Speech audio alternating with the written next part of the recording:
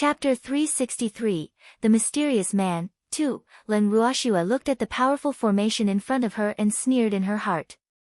It seemed like this vice president was planning to give them a demonstration of his authority. She really didn't believe that every mystic who entered the Mystic Association would receive such treatment. I am Lan Ming said, suppressing his anger. Oh, so it's President Lan. President Lan, you should know the rules of our Mystic Association headquarters, right? The Mystic Association headquarters is not a place to be trespassed. You have to report first if there's anything. The slightly wretched-looking middle-aged man in the lead smiled smugly. Ha, the feeling of stepping on Lan Ming is really good. So what if he's the president's beloved disciple? The person in charge of headquarters now is President Wu. We've been here for a while. Don't tell me you didn't know. Lan Ming said coldly, his pitch-black eyes glaring fiercely at the middle-aged man. President Lan, headquarters is very busy. What does it matter if you wait a while longer? The middle-aged man said in objection. We came with Shou Kun. He can enter, but we have to wait. What's the meaning of this? Lan Ming questioned with a displeased face. President Zhou's residence has been arranged long ago, but President Lan, your group's residence needs to be arranged on the spot. Alas. You can't blame us. We didn't expect the Windless City branch would actually send people to participate this year, the middle-aged man said, shirking responsibility. Do you mean that the people from other branches don't need to wait outside when they arrive, only us from the Windless City? Len Ruoxua's light voice sounded. Who are you? How can you interrupt when I'm talking to President Lan? The middle-aged man glared. You don't have to care who I am. You just have to answer yes or no, Len Ruoxua said expressionlessly. She would never care about such a small character. She would just destroy him directly if he was really too annoying.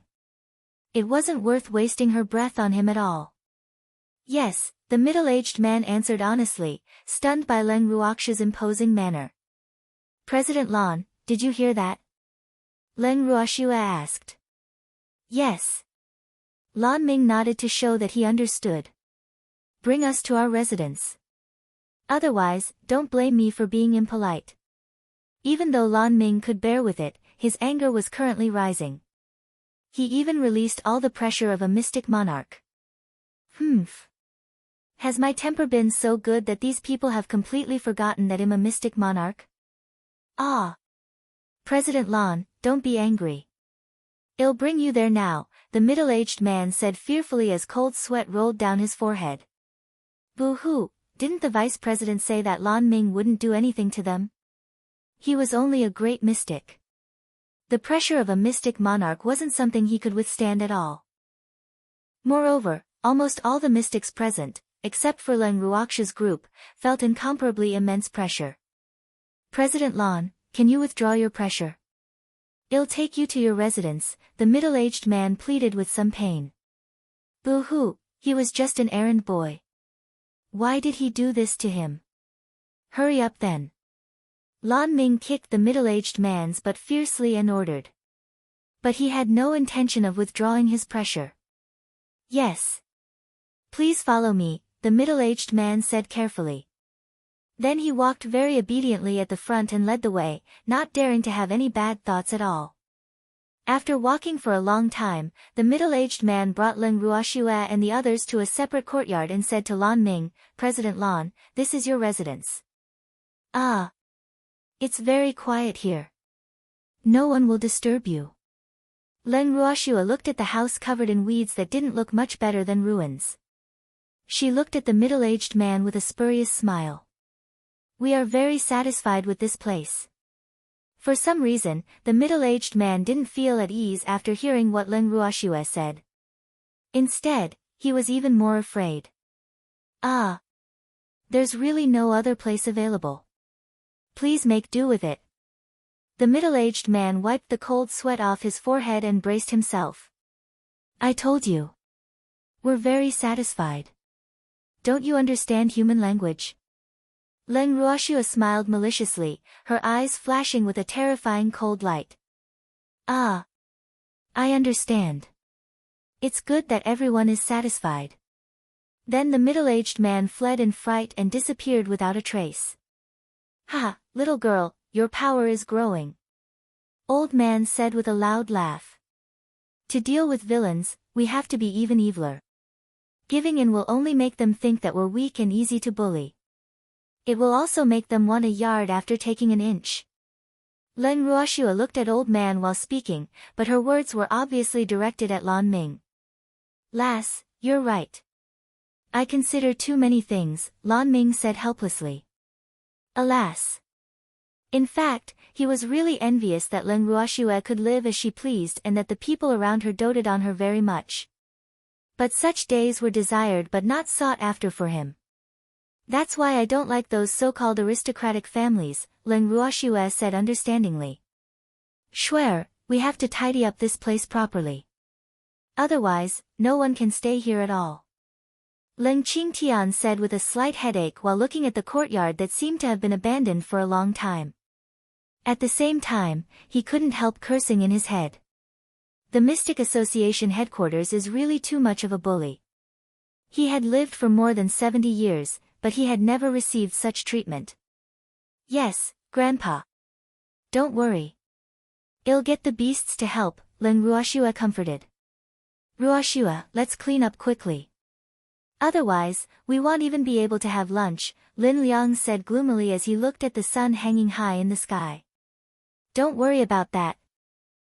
The Mystic Association headquarters will provide food, Lan Ming comforted. Food from the Mystic Association headquarters? Forget it. The place we live in is already in this state. How can we still count on the food they provide us? It's good enough if they don't give us pig food, old Zhao said without giving him any face. Ah. Lan Ming blushed with shame. Boo-hoo, he really didn't dare to guarantee anymore. Perhaps it would really be as old Zhao said. Chapter 364, The Mysterious Man, 3, President Lan, are you sure you can afford our remuneration? Leng Ruoxua suddenly looked at Lan Ming doubtfully. She really couldn't imagine that Lan Ming could be rich after seeing the inhumane treatment he was receiving. Damn girl, the one thing I have the most of is money, Lan Ming growled angrily. He admitted that he had always been suppressed by Wu Gong, but the assets of the Mystic Association headquarters were beyond Wu Gong's control. Even his master couldn't control the wealth of the headquarters because the headquarters' assets and the headquarters were managed separately. Moreover, the manager of the headquarters' assets had always been a mystery in the headquarters. Oh. Then I'm relieved. Leng Ruoxua looked relieved. Hurry up and work. Lan Ming stared at Leng Ruoxua and urged. Okay, go and do your work quickly. I want to tour this place first, Leng Ruoxua said with a light smile. Tour after we finish, Lan Ming said irritably. Damn girl, will she feel uncomfortable if she doesn't anger me? I don't want to. Freak, let's go look around. Leng Ruoxua pulled Freak's arm. Okay. Freak wouldn't refuse any of Leng Ruoxua's requests. The two of them ignored Lan Ming, whose face was flushed with anger, and walked toward the rooms arm in arm. Freak, do you feel that something seems amiss here? Leng Ruoxua whispered doubtfully after entering the main room. Don't worry. There are no ghosts here. Freak hugged Schwer tightly and comforted her. Two ignorant kids, of course there are no ghosts here. Suddenly, a deep voice sounded in their ears. Who is it? Come out. Leng Ruoxua said coldly and looked around vigilantly. I'm out. A white shadow floated in front of Leng Ruoxua and Freak. The white shadow was actually a young man in his early 20s. He was as handsome as an immortal, and his temperament was noble and extraordinary like a king descending upon the world. His blue eyes, which were as deep as the sea, were currently looking at Leng Ruoxua and Freak with slight teasing. How did this happen? Leng Ruoxua looked at the strange white shadow and stretched out her hand curiously. But it went through the young man's body. Schwer, he should be considered an energy body, Freak explained as he looked at Leng Ruoxua, whose face was full of question marks. Energy body. Leng Ruoxue pondered doubtfully. Is there any difference between an energy body and the divine sense left behind by Master? She only knew that at her master's level, divine sense could materialize with energy. She had never heard of an energy body. Brat, you're quite knowledgeable. I am indeed an energy body, the young man praised, but his blue eyes had a hint of sadness. Lass, you will naturally know what an energy body is when your cultivation reaches a certain level, the young man explained with a smile in his eyes as he looked at Leng Ruoxue. Who are you? Why are you here? Leng Ruoxue asked directly, no longer thinking about energy bodies. This is my residence. It's natural for me to be here. The young man smiled. This is obviously the territory of the Mystic Association headquarters.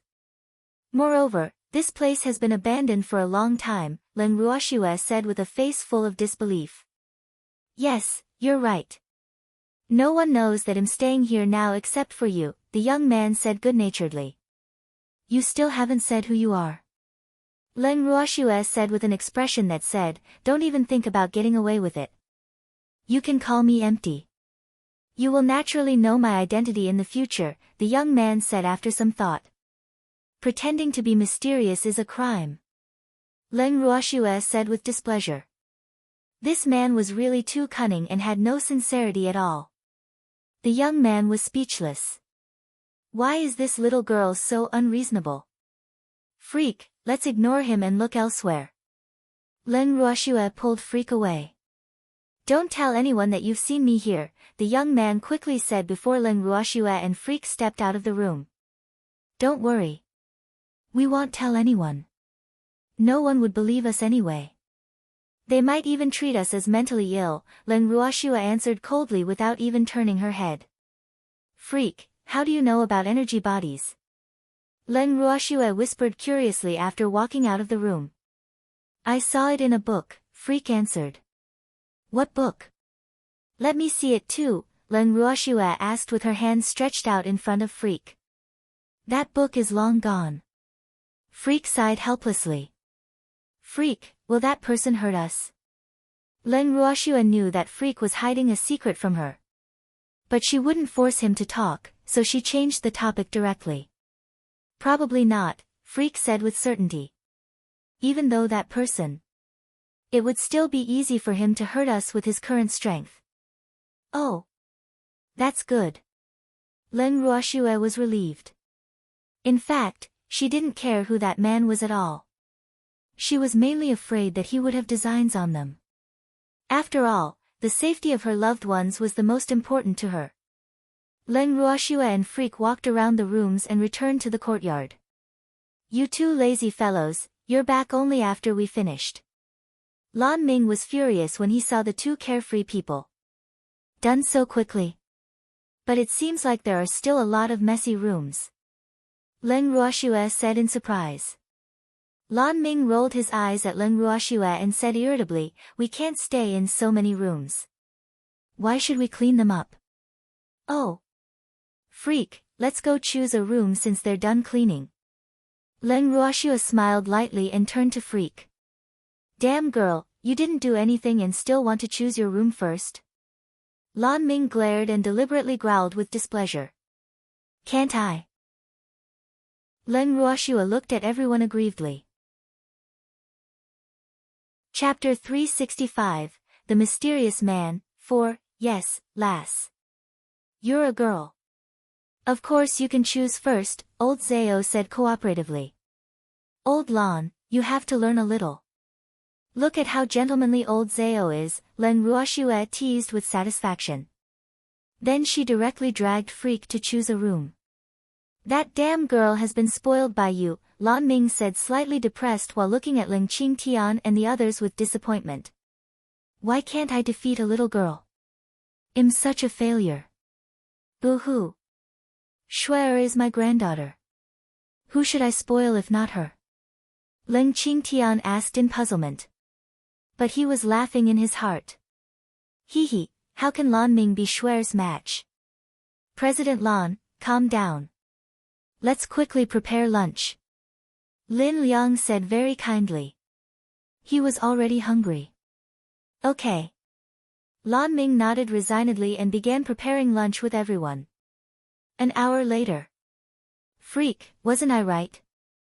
Lunch is ready, Len Ruoxue said happily to Freak beside her after smelling the fragrance. Yes, we came out at the right time, Freak said with satisfaction. Damn it. You two sure know how to choose the time.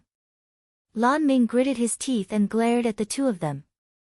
This is called it's best to come at the right time. Len Ruoxue said with a smug face. Shuer, quickly sit down and eat. Ling Qingtian urged.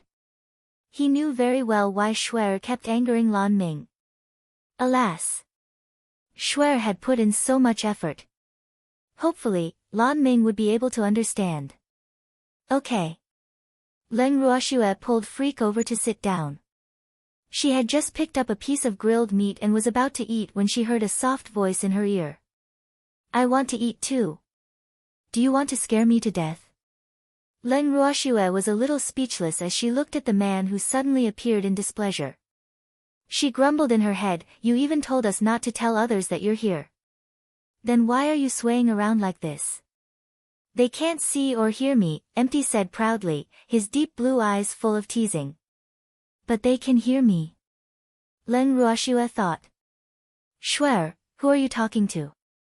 Ling Qingtian and the others were looking at Len Ruoxue in bewilderment.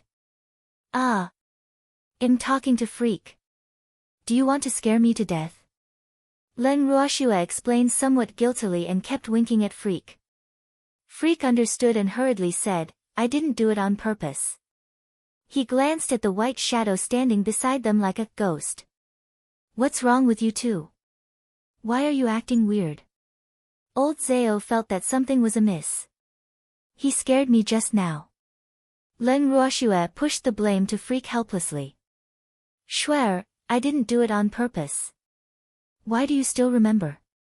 Freak said aggrievedly, tears glittering in his black eyes. Boo-hoo. I'm taking the blame for someone else. Don't do it again. Len Ruoxue looked at Freak but didn't say anything more. Lass, actually, you can send me a voice transmission, Empty reminded kindly. Why didn't you say so earlier?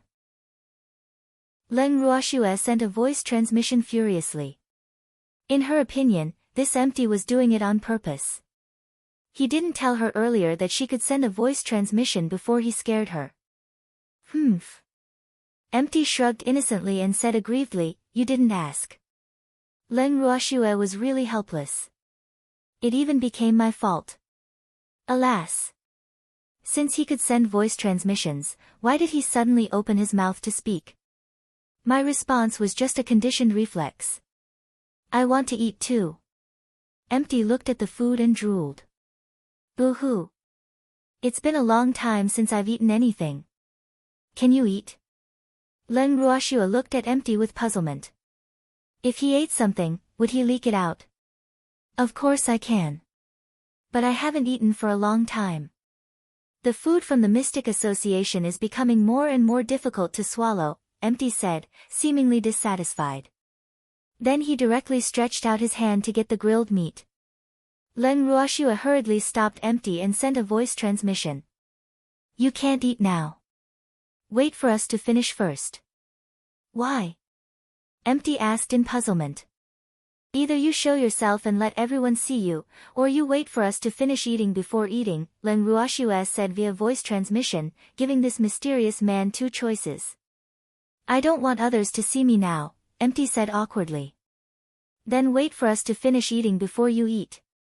Len Ruoxue said without negotiation. She didn't want her grandfather and the others to be scared by this man who appeared out of nowhere. Alas. All right then. He looked at the food on the table reluctantly and floated away. After lunch, Len Ruoxue returned to her room with Freak. Shuer, what did Empty say to you? Freak asked curiously after they sat on the bed. He wants to eat. I gave him two choices, Len Ruoxue explained simply. Then she lay directly on the bed and half closed her eyes to rest. Oh. Shuer, you've wronged me today. Tell me, how are you going to make it up to me? Freak smiled evilly, his face full of anticipation. Ah. I want to take an afternoon nap. I'll owe you first. Leng Ruoxue said with a yawn. Sure, you already owe me a lot of compensation. Freak reminded her with a naughty smile. Yes, yes. I'll pay you back slowly in the future. Leng Ruoxue nodded and promised. There was no need to worry about more debts. What compensation? How? A curious voice suddenly interrupted. Are you sure you're not a ghost? Leng Ruoxue looked at Empty doubtfully. Why does this guy always appear suddenly? No, I'm still alive, Empty said with certainty after taking a bite of a chicken leg. Can you not suddenly appear? Freak also had a slight headache. He was obviously an energy body, but he made himself look like a ghost. It was really worrying. Chapter 366, Please take care, I won't be seeing you out. 1. This is my room. Do I have to knock on the door to enter my own room? Empty asked back. It's ours now, so you have to knock before you enter, Freak said very seriously. Oh. Then Empty floated out, knocked on the door, and floated in again. I have a generation gap with him. You talk to him. I'm taking an afternoon nap. Leng Ruoxue sighed weakly and directly closed her eyes. Play by yourself. Don't disturb us. Freak lay down beside Leng Ruoxue and hugged her, ignoring the ghost. Oh. Empty looked at them and found a random seat to sit down. His imagination ran wild as he ate. After a long while. Are you awake? Empty stretched his head out in front of Leng Ruoxue. After waking up, Leng Ruoxue was in a daze for a moment when she saw the handsome face that suddenly appeared in front of her. She instinctively reached out her fist and directly punched, but it went through his body. Only then did she really wake up and remember this man's identity. Don't scare me so suddenly, okay? Leng Ruoxue roared angrily. I just wanted to say hi. Empty said aggrievedly. Boo-hoo. Why is this little girl so fierce? Your sudden appearance will scare people to death, Leng Ruoxue said weakly with 2 drops of cold sweat dripping down her forehead. She realized that she really couldn't communicate with this man who didn't admit that he was a ghost but liked to behave like a ghost. Ah. The generation gap was probably too big. Oh, but are you so timid? Empty asked doubtfully. No. I just can't stand you appearing and disappearing like this, Leng Ruoxue said bluntly. Then I'll follow you from now on. Empty said as if he had made a major decision. Ah. You want to follow us? Leng Ruoxue was at a loss for words. Boo-hoo. This isn't what I meant. Yes. That way, you won't despise me and say that I'm like a ghost. Empty looked at Leng Ruoxue aggrievedly. Empty, you've misunderstood me. I don't want you to follow us. Leng Ruoxue tried her best to lower her voice. It was really inconvenient to have a ghost follow her. Alas. I knew it. You still despise me. Boo-hoo, tears welled up in his deep blue eyes. Ah. Are you going to cry? Leng Ruoxue's head began to hurt again. When did this fellow learn this move? I've been alone for thousands of years. Boo-hoo. There's no one to accompany me, no one to love me. I'm floating all alone in this world. Empty pretended to be pitiful with tears in his eyes. At this moment, Freak opened his eyes and said, Sure, let him follow us. Oh, all right then. Leng Ruoxue replied, but she looked at Freak doubtfully. It was really strange that he wasn't jealous. It was too unbelievable. Sure, why are you looking at me like that? 2 drops of cold sweat dripped down Freak's forehead.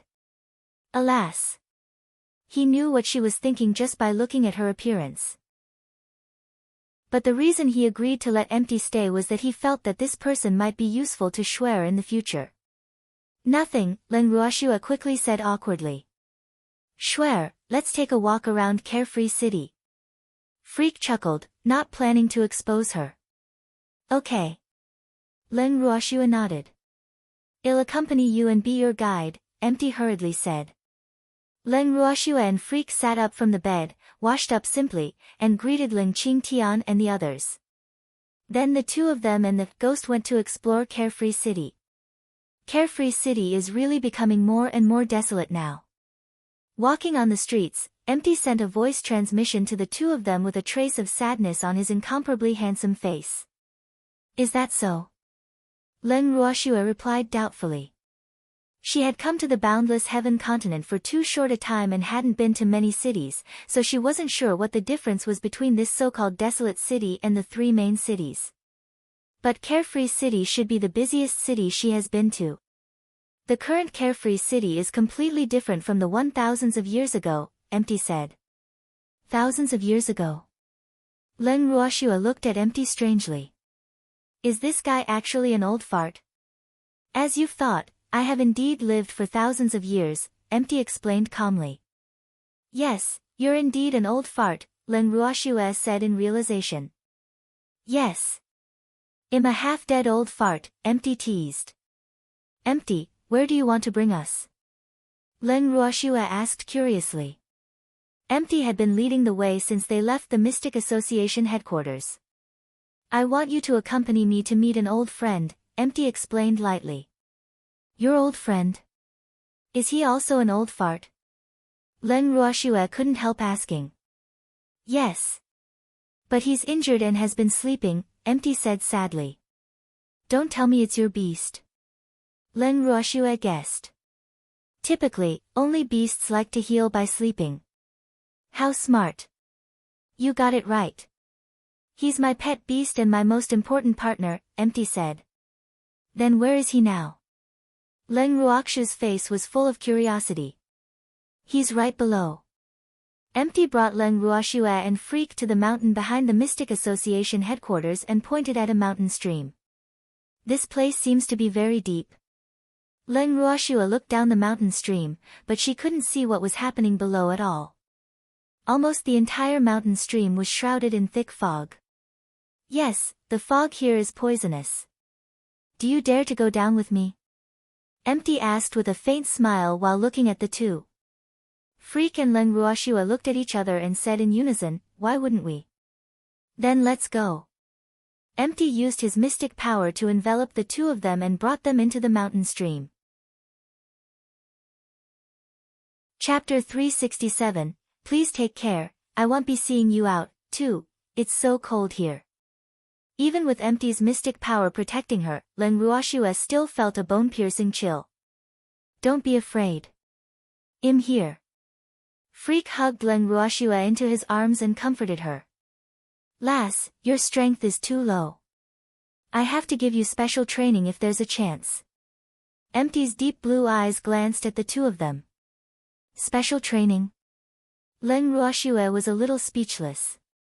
This old fart actually wanted to give her special training. It seemed like this had always been her specialty. Yes, your strength is too low, Empty said very seriously with his arms crossed over his chest. My current strength is just enough for me to participate in the Mystic Association's competition, Leng Ruoxua explained lightly. She didn't think she needed special training, but she was very curious about how Empty would train her. With me around, you don't have to participate in the competition, Empty said confidently. No, I have to participate in the competition, Leng Ruoxua said resolutely. Why? Lass, the president of the Mystic Association headquarters isn't as powerful as me. Empty reminded her. Of course it's for money. I'm poor. Leng Ruoxua said pragmatically. Just for this reason. Empty didn't know what to say. For thousands of years, he had never seen any mystic who wanted to participate in the competition for this reason. Why else? Leng Ruoxua asked in return. If it wasn't for money, I wouldn't care to participate in some lousy competition. In her opinion, the internal affairs of the Mystic Association were really too chaotic, and she couldn't be bothered to intervene in such a place. It should be for the sake of your future or status. No mystic would participate in the competition held by the Association for Money, Empty said helplessly and sighed lightly. Alas. This girl's way of thinking is really different. Those are other people. I'm doing it for money, Len Ruoxue said proudly. Hee, my goal is so clear. Lass, are you really that short of money? Empty asked doubtfully. Of course. Also, can you not call me Lass? You might be an old fart, but you don't look much older than me. Calling me Lass makes me feel weird, Len Ruoxue requested impatiently. Then what should I call you? Empty asked without blinking his clear blue eyes. You can call me Shuer or Ruoxue like Grandpa and the others, Len Ruoxue said after some thought. Empty rested his chin on his hand in thought and then said, all right, I'll call you Shuer from now on. Len Ruoxue nodded. Shuer, we're at the bottom of the stream, Freak reminded. Come with me. Empty retracted his mystic power upon reaching their destination. The two of them followed Empty and arrived at the entrance of a cave. This is it. Empty pointed at the cave while producing various spells as he spoke. After a while, the door to the cave opened automatically. Len Ruoxue and Freak walked into the cave with Empty. The interior of this cave was very spacious. Moreover, the stone walls of the cave were inlaid with blue water crystals that glittered with a gentle glow, making the water attribute spiritual energy in the cave very dense. After passing through a stone door, they finally arrived at an even larger stone room. In this stone room, there was only an incomparably huge cold jade bed. Lying on the bed was a giant beast. This beast was entirely ice blue, and his body was covered in thick scales. There was long fur between the scales, and he had a white jade-like horn on his head. He was very mighty and beautiful. But was this a qilin? Master, that is an ice qilin. Feng Zhan's voice sounded in Len Ruoxue's heart. Are you sure? How can there be a qilin in this world? Len Ruoxue's face was full of question marks. Master, I suspect that he was exiled to this world like me, Feng Zhan guessed. Hearing this, Len Ruoxue nodded slightly and then turned her gaze to Empty and asked, is this your beast? Yes, but he suffered very serious injuries, so he's been sleeping for thousands of years, Empty said sadly. Then how can we save him? Len Ruoxue asked curiously. It's not easy to wake him up. I've collected a lot of herbs over the past thousands of years. Unfortunately, I can't find an alchemist who can refine the pill I need, Empty said helplessly. What pill do you need? Len Ruoxue asked with interest. Could there be no such alchemist in the entire Alchemist Association? Ice Mystic Pill, Empty said softly. His deep blue eyes were even gentler as he stared at the ice qilin lying on the cold jade bed. Ah! Len Ruoxue looked at Empty, whose gaze seemed to be looking at his beloved, and her mind couldn't help but begin to wander. Could it be that between this master and beast? Seeing Len Ruoxue's expression, Empty said with a face full of black lines, Shuer, you're letting your imagination run wild again. It's not what you think. Oh. Len Ruoxue was embarrassed. Was the expression on my face really that obvious? Moreover, damn Freak actually dared to snicker. Shuer, why did you pinch me? Freak looked at Len Ruoxue aggrievedly. Boo-hoo. What did it have to do with me? Why am I the one always being blamed? Who asked you to snicker? Len Ruoxue glared at him. I'm laughing because you look so cute. Freak explained. You can't laugh at me even if that's the case. Len Ruoxue looked at Freak domineeringly. Yes, my dear wife, Freak answered obediently. Len Ruoxue turned her head to Empty and asked, by the way, what level is the Ice Mystic Pill? The Ice Mystic Pill is a heaven-grade pill. But only alchemy supremacies with a divine flame can concoct it, Empty said helplessly. Alchemy supremacies were not difficult to find on the boundless heaven continent, but alchemy supremacies with a divine flame could only be chanced upon by luck. Divine flame, huh? Len Ruoxue pondered. The level of her flame was definitely above divine flame. But she had yet to concoct a heaven-grade pill, nor had she gone to the Alchemist Association to test her alchemy level. So she wasn't sure if she could concoct the ice mystic pill that Empty needed. Therefore, she was a little hesitant if she should tell Empty that she was also an alchemist. She was afraid that Empty would place all his hopes on her, but she wouldn't be able to help. Chapter 368, Please take care, I won't be seeing you out. 3. Actually, I'm an alchemist with a divine flame. Leng Ruoxue hesitated but still said it to Empty. Really? Empty looked at Leng Ruoxue with a face full of surprise. After searching for so long, I finally found one. This is great. But don't be too happy too early. I don't know if I can concoct the ice mystic pill, Leng Ruoxue said honestly. It's okay as long as there's hope. Can you let me see your natal flame? Empty said hopefully. He wanted to confirm it. Okay. Leng Ruoxue stretched out a finger. A moment later, a small flame lit up on her fingertip. What a high temperature. Is this a divine flame? Confusion appeared on Empty's handsome face. A divine flame shouldn't be like this. But he was very sure that this girl's natal flame was definitely higher level than divine flame. With this thought, he couldn't help feeling happy. This is really great. Probably. Leng Ruoxue wasn't too sure. Shuer, what level of pill can you concoct now? Empty asked anxiously. Earth grade is fine, but I haven't concocted heaven grade before. Leng Ruoxue said. Well, why don't you try refining it? Anyway, the herbs I've collected over the years are enough for you to practice, Empty said very generously. Won't feel that it's a pity if it fails, Leng Ruoxue reminded. She had to get the unpleasantness out of the way so that she wouldn't be blamed later. No, I have a lot of herbs, Empty said nonchalantly. How could she not fail since it was practice? Therefore, he didn't care how many herbs he lost. He just wanted the result. Do you have the formula for the ice mystic pill? She had to look at the formula before refining the pill. Otherwise, she would fail if she didn't know the order of the herbs. Yes, here. Empty took out a slightly yellowed piece of paper and handed it to Leng Ruoxue. Give me the herbs. I'll try. Leng Ruoxue took the pill formula, looked at it carefully, and remembered the order of the herbs. Then she stretched out her hand and asked for the herbs.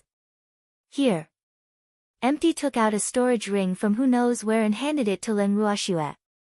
Leng Ruoxue took the ring and sent her divine sense in to take a look. Ah! There were so many herbs. The herbs in the ring were like small mountains, pile after pile, so much so that it left her speechless. These herbs are enough for you to practice hundreds of times, right? Empty asked with a smile. These were the fruits from thousands of years of collection. He would definitely scare this girl. Yes. If I succeed in refining it, the remaining herbs will be my reward. Leng Ruoxue said unceremoniously. No problem. I just want one ice mystic pill. Empty's requirement wasn't high. The reason he gathered so many herbs was to save his beast, so one ice mystic pill was enough for him. Okay, I'll try my best to satisfy your request. Leng Ruoxue nodded. She sat on the ground and took out a pill furnace to begin concocting pills. After lighting the fire and preheating, Leng Ruoxue threw the herbs needed to concoct the ice mystic pill into the furnace one by one. After the herbs melted, she began to purify. The white ball-sized medicinal liquid became the size of a baby's fist after purification. Then it was time to condense the pills. This was also the most important step in whether the ice mystic pill was successful or not. At this moment, Leng Ruoxue, Freak, and the ghost were staring at the pill furnace intently. They were so nervous that they didn't even dare to breathe. A moment later, the unique fragrance of the pill wafted in the stone room. This was the sign of the success of the pill. Smelling this refreshing fragrance, Leng Ruoxue was overjoyed. She really didn't expect to succeed on her first try at concocting a heaven-grade pill. Didn't this mean that she already had the strength of an alchemy supremacy? Schwer, quickly open the pill furnace and take a look. How many pills have you refined? Empty urged anxiously. His wish for many years had finally come true. Was this real? He simply couldn't believe it. Okay. Leng Ruoxiu understood Empty's anxiety, so she didn't keep him in suspense. She directly opened the pill furnace and saw 10 crystal-clear pills lying quietly in the middle of the pill furnace. Empty counted the pills and said happily, 10 pills. Great. I didn't expect you to have such good results on your first heaven-grade pill concoction. This is for you. Take it to save your beast. Leng Ruoxiu picked up an ice mystic pill, handed it to Empty, and then stored the other ice mystic pills in a jade bottle. This ice mystic pill was good stuff. It was definitely a holy medicine for ice and water attribute beasts, and Empty only needed one pill, so she stored the rest. Empty took the ice mystic pill excitedly and walked to the side of the sleeping ice Qilin. He gently opened the Qilin's mouth and sent the ice mystic pill into his mouth. Then he waited anxiously by the bed. Leng Ruoxiu leaned against Freak and closed her eyes to rest. After a long while, the sleeping ice Qilin finally showed signs of waking up. After waiting for about half an hour, the ice Qilin finally woke up. Master! The ice Qilin's big icy blue eyes were instantly excited when he saw Empty. He immediately transformed and jumped into Empty's arms, but he didn't expect to go through him. Master! The ice Qilin's blue eyes looked at his master with tears. Boo-hoo! How did this happen? Icy, it's good that you're awake. Don't be sad. I'm fine. Empty caressed the ice Qilin's head and coaxed him. Master, your injuries aren't healed, Icy said with certainty. As his master's beast, he knew very well how serious his master's injuries were, but he... Icy, I'm fine. Empty smiled and comforted him. He really didn't expect Icy to not only wake up but also recover his peak strength. This was great. He was sincerely happy for Icy. Master, my injuries are all healed. I will protect you. The ice Qilin raised his head, his blue eyes full of determination. Chapter 369, Please take care, I won't be seeing you out, for, Empty nodded with relief and said to Icy, Okay, Icy. It's all thanks to Schwer that you could wake up. You have to thank her properly. Schwer. 2 big question marks appeared in Icy's ice blue eyes. After he woke up, his eyes were full of his master, and he didn't see anyone else at all. It's this girl. He pointed helplessly at Leng Ruoxiu, who was sleeping in Freak's arms. Did this girl fall asleep again? Icy jumped to Leng Ruoxiu's side and said very politely, Oh. Thank you for saving me. You're welcome. Leng Ruoxiu slowly opened her eyes and looked at the transformed ice Qilin. Icy looked at Leng Ruoxiu, then turned to look at Freak and said with slight surprise, You two look very unique. Ah. Yes. Leng Ruoxiu's forehead was full of black lines. She absolutely didn't expect to be praised by a Qilin who transformed into a puppy one day. Look very unique. Well, I guess this can be considered a compliment. Hee hee. At this moment, the sneers of the beasts sounded in Leng Ruoxiu's sound. She found it even more unbearable. Schwer, let's leave this place. Empty said while suppressing his laughter. Okay, Leng Ruoxiu quickly replied and stood up. Icy, right? Your master is there. Leng Ruoxiu couldn't help reminding the ice Qilin, who had jumped onto her shoulder, and pointed at Empty. I know, but master can't carry me now, Icy said sadly. Ah. Leng Ruoxiu was speechless. What kind of logic does this ice Qilin have? Can't he walk by himself if his master can't carry him? Must he rely on others? Do you dislike me? I'm a level 9 transcendent divine beast. If you weren't my savior, I wouldn't be willing to stay on your shoulder. Icy said very cockily. Leng Ruoxue glanced at Empty powerlessly.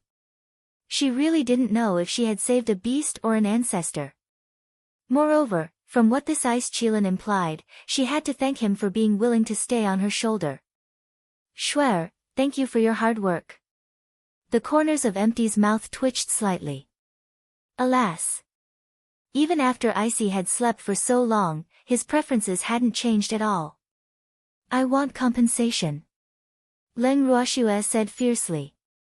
She had already decided that she wanted to make a killing off of Empty. No problem, Empty said readily. The 3 humans and 1 beast walked out of the cave. As they came out, they enveloped their mystic power around Leng Ruoxue and Freak and flew out of the mountain stream. Empty, you liar. You said you would be our guide, but you wanted us to accompany you to see your beast, Leng Ruoxue complained after exiting the mountain stream. Oh right, she had also saved his beast by the way. It was too early just now. There's nothing interesting in Carefree City. The time now is just right, Empty said cunningly. Then bring us there quickly. Leng Ruoxue urged. Master, where are we going? Icy, who was lying on Leng Ruoxue's shoulder, asked in confusion. He had been sleeping for too long, and many things were different from what he remembered. To explore Carefree City, Empty said lightly. Oh, okay. Icy yawned. You just woke up. Do you want to sleep again? Leng Ruoxue looked at the sleepy blue puppy on her shoulder speechlessly. Almost the entire life of Qilins is spent in sleep, Icy said matter-of-factly. Oh, go to sleep then. Leng Ruoxue stopped talking. It seemed that Qilins were the beasts that loved to sleep the most. No wonder they were so fat. While they walked, Empty suddenly pointed at a very imposing building. Shuer, that Carefree Pavilion is the best restaurant in Carefree City. Let's go in and eat something. Eat? Okay. Icy hurriedly opened his tightly shut blue eyes when he heard that there was something to eat. His face was full of anticipation. Go in. Leng Ruoxue shook her head. There was really nothing she could do about this master and beast.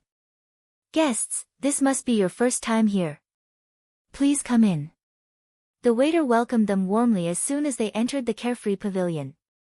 But he could only see Leng Ruoxue and Freak, and he automatically ignored the blue puppy.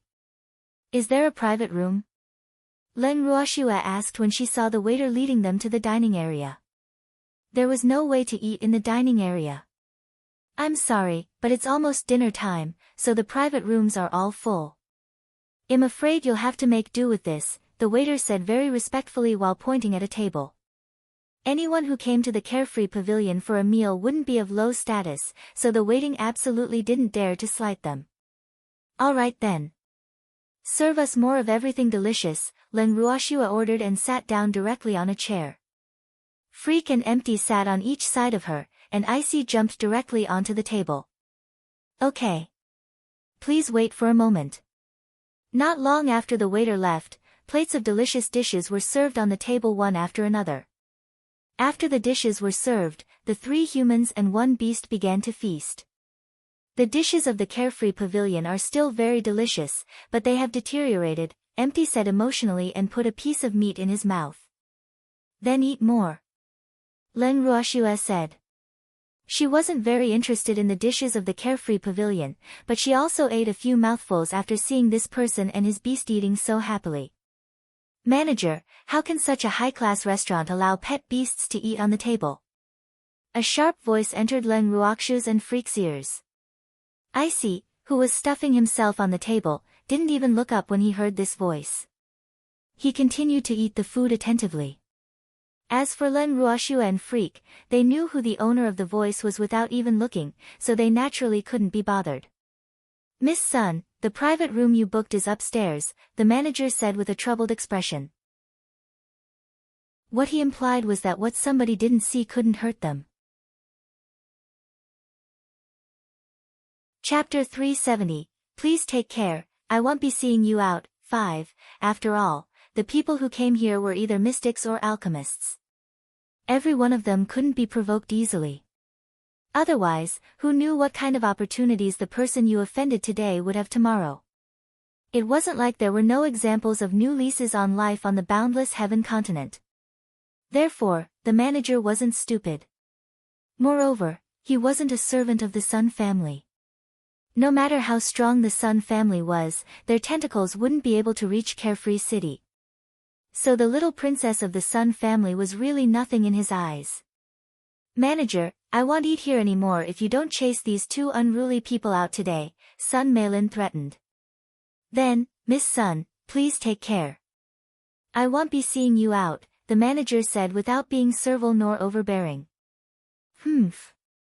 If this little princess of the Sun family didn't threaten him, he would probably be more polite to her. There was no need for that now. Sun Meilin was dumbfounded. Does this damn manager know my identity? How dare he treat me like this?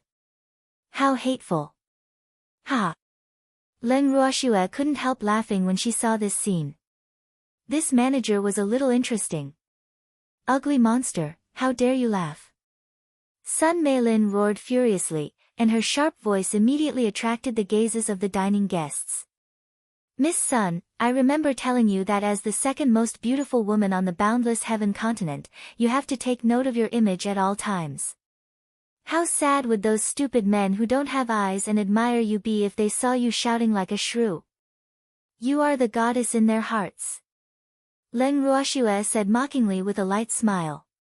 Hearing this, Freak, Empty, and Icy laughed hysterically. The dining guests didn't dare to laugh so brazenly because of Sun Meilin's identity. But the unconcealable smiles on their lips revealed their current happy mood. The manager also turned his back to Sun Meilin, but his shoulders were trembling non-stop. It was obvious that he had been enduring very hard. Liner, what's the matter? Why haven't you come in yet? Zhou Kun asked in puzzlement while walking down from upstairs. Cousin, these two ugly monsters and that annoying dog actually humiliated me, Sun Meilin complained after finding a backer. What are they laughing about? Zhou Kun asked lightly while looking at Leng Ruoxue. Alas! It's really unlucky to meet this ugly monster during a meal.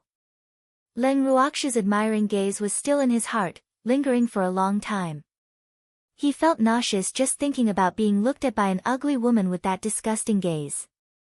This woman humiliated me and called me a shrew, Sun Meilin said angrily while glaring fiercely at Icy, who was rolling on the table exaggeratedly and laughing hysterically. Ah! How could Liner be a shrew? Zhou Kun coaxed. But he actually thought so too. Moreover, no one knew the true colors of this stunning beauty better than him. Cousin, tell the manager that I won't eat here anymore if he doesn't chase them out. Sun Meilin pointed the spearhead at the manager and continued to complain. Liner, let's not make things difficult for the manager. It's not easy for him either, Zhou Kun pleaded. In fact, he knew very well that he couldn't order these restaurant managers and storekeepers in Carefree City because they wouldn't care about his identity at all. Thank you for your understanding, President Zhou, the manager said very generously. Then he shook his sleeves and left this troublesome place without even looking at Sun Meilin. Cousin, how can you plead for him? He doesn't respect you at all, Sun Meilin complained, very displeased with the manager's attitude. Liner, Carefree City isn't like other cities. We better keep a low profile here, Zhou Kun advised. Humph. That fellow didn't even give any face to his master, let alone him. What could he do? But he wouldn't say this to Sun Meilin. Liner, let's go upstairs to eat. Zhou Kun continued. No, I'm already full of anger, Sun Meilin said irritably. Then she walked in front of Leng Ruoxue and the others and said arrogantly, Ugly monster, I'm looking forward to meeting you in the competition. If she wanted to get rid of Leng Ruoxue, she could only do so in the competition because private fights were not allowed in Carefree City. With that, Sun Meilin left the Carefree Pavilion angrily. Liner. Zhou Kun hurriedly chased after her. Schwer, Icy, you're going to be in trouble. Empty gloated after Sun Meilin left. Empty, you seem very happy. Leng Ruoxue asked mischievously. Little snowy one, my master is just like this, Icy said nonchalantly. Alas! It had been so many years, but his master's nature of wanting to see the world burn hadn't changed at all. Yes, I can see that.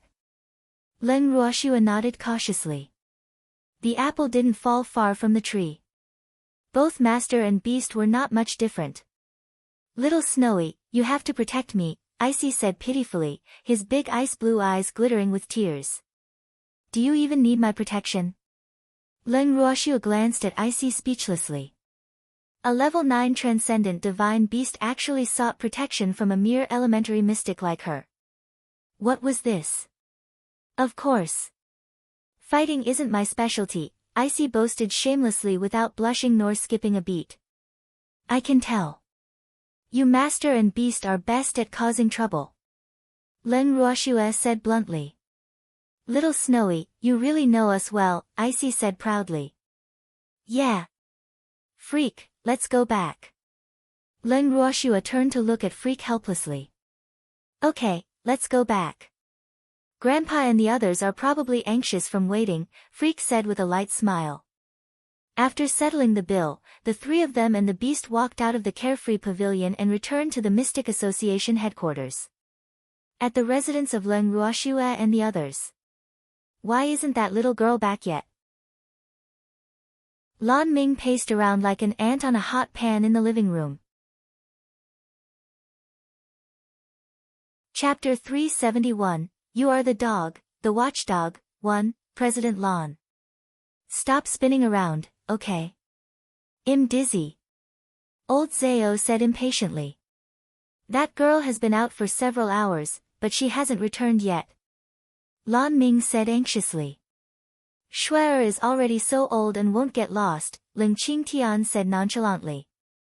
You don't know the power of my granddaughter. Otherwise, you would be scared to death.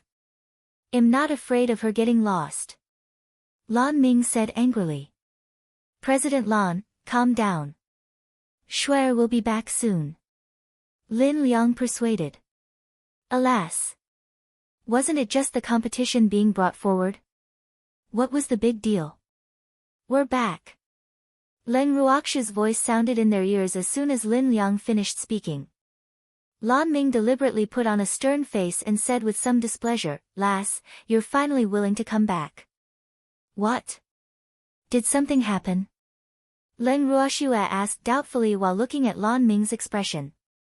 Yes, the competition originally scheduled 3 days later has been brought forward to tomorrow, Lan Ming explained with a frown. That's it?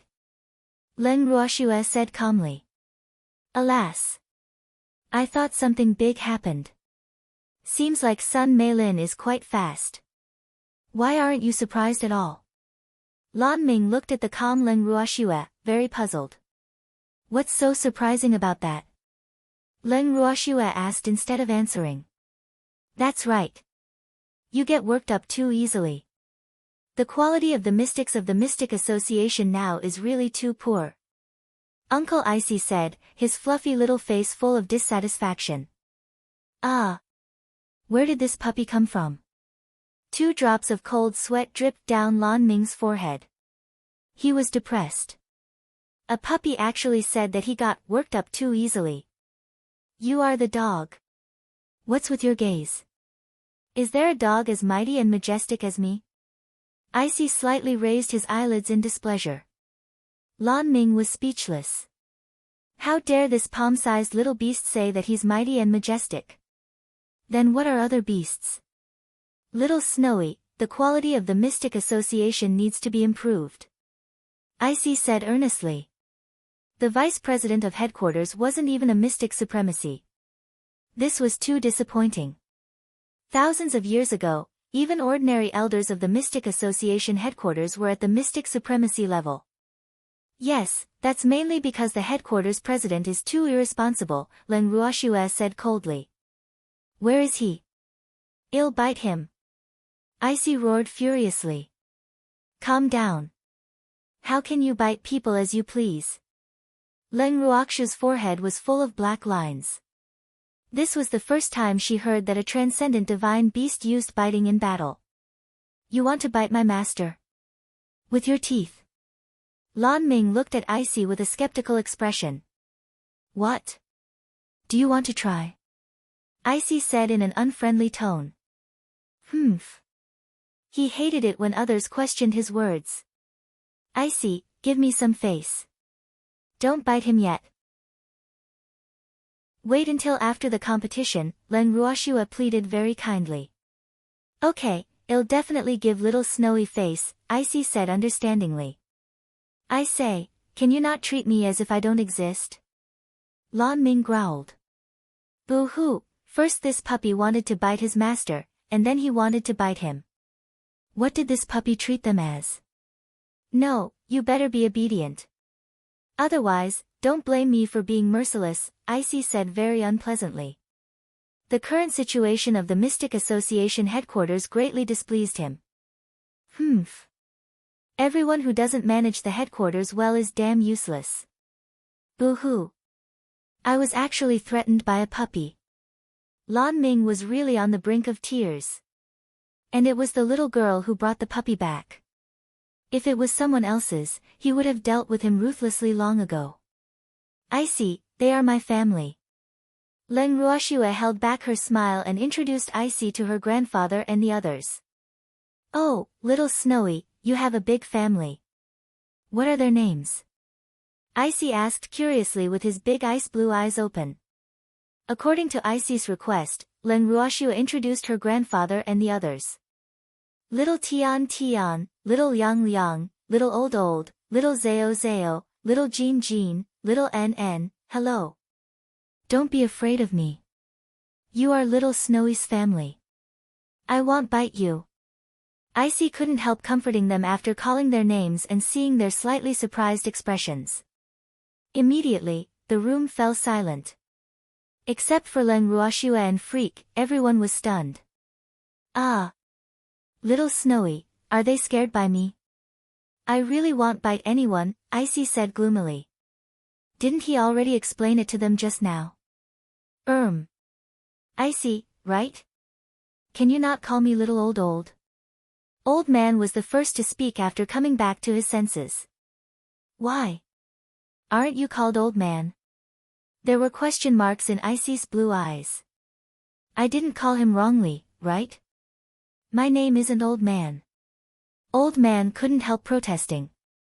In fact, he had a name too, but no one had called him it for many years.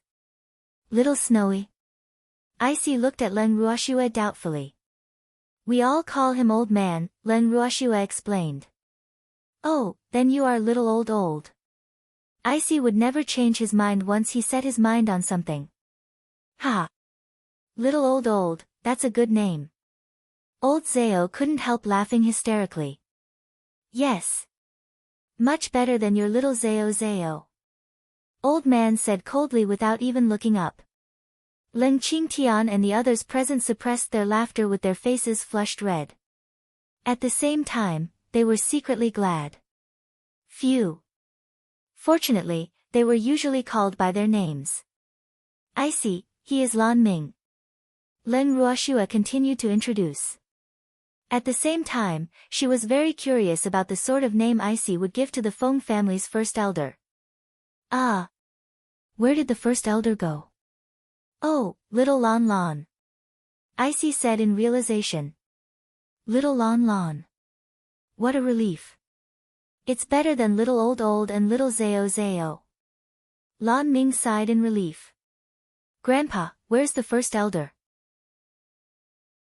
Leng Ruoxue turned to her grandfather.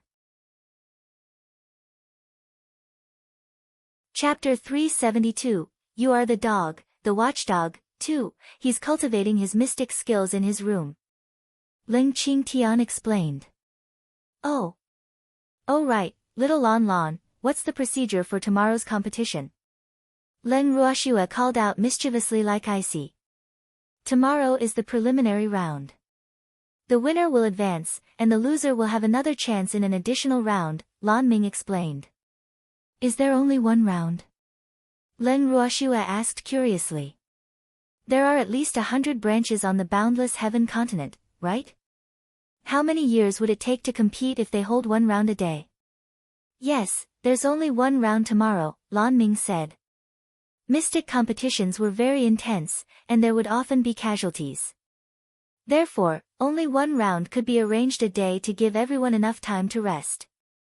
How many people will be participating? Leng Ruoxue asked. The exact number of people won't be known until tomorrow. However, there are 120 Mystic Association branches on the boundless heaven continent. Each branch is usually only allowed 10 people to participate in the competition. But some large branches can send 15 people to participate. The branches with too few people are also allowed to forfeit. The minimum number of participants from each branch is 5 people, so the number of people can't be estimated now.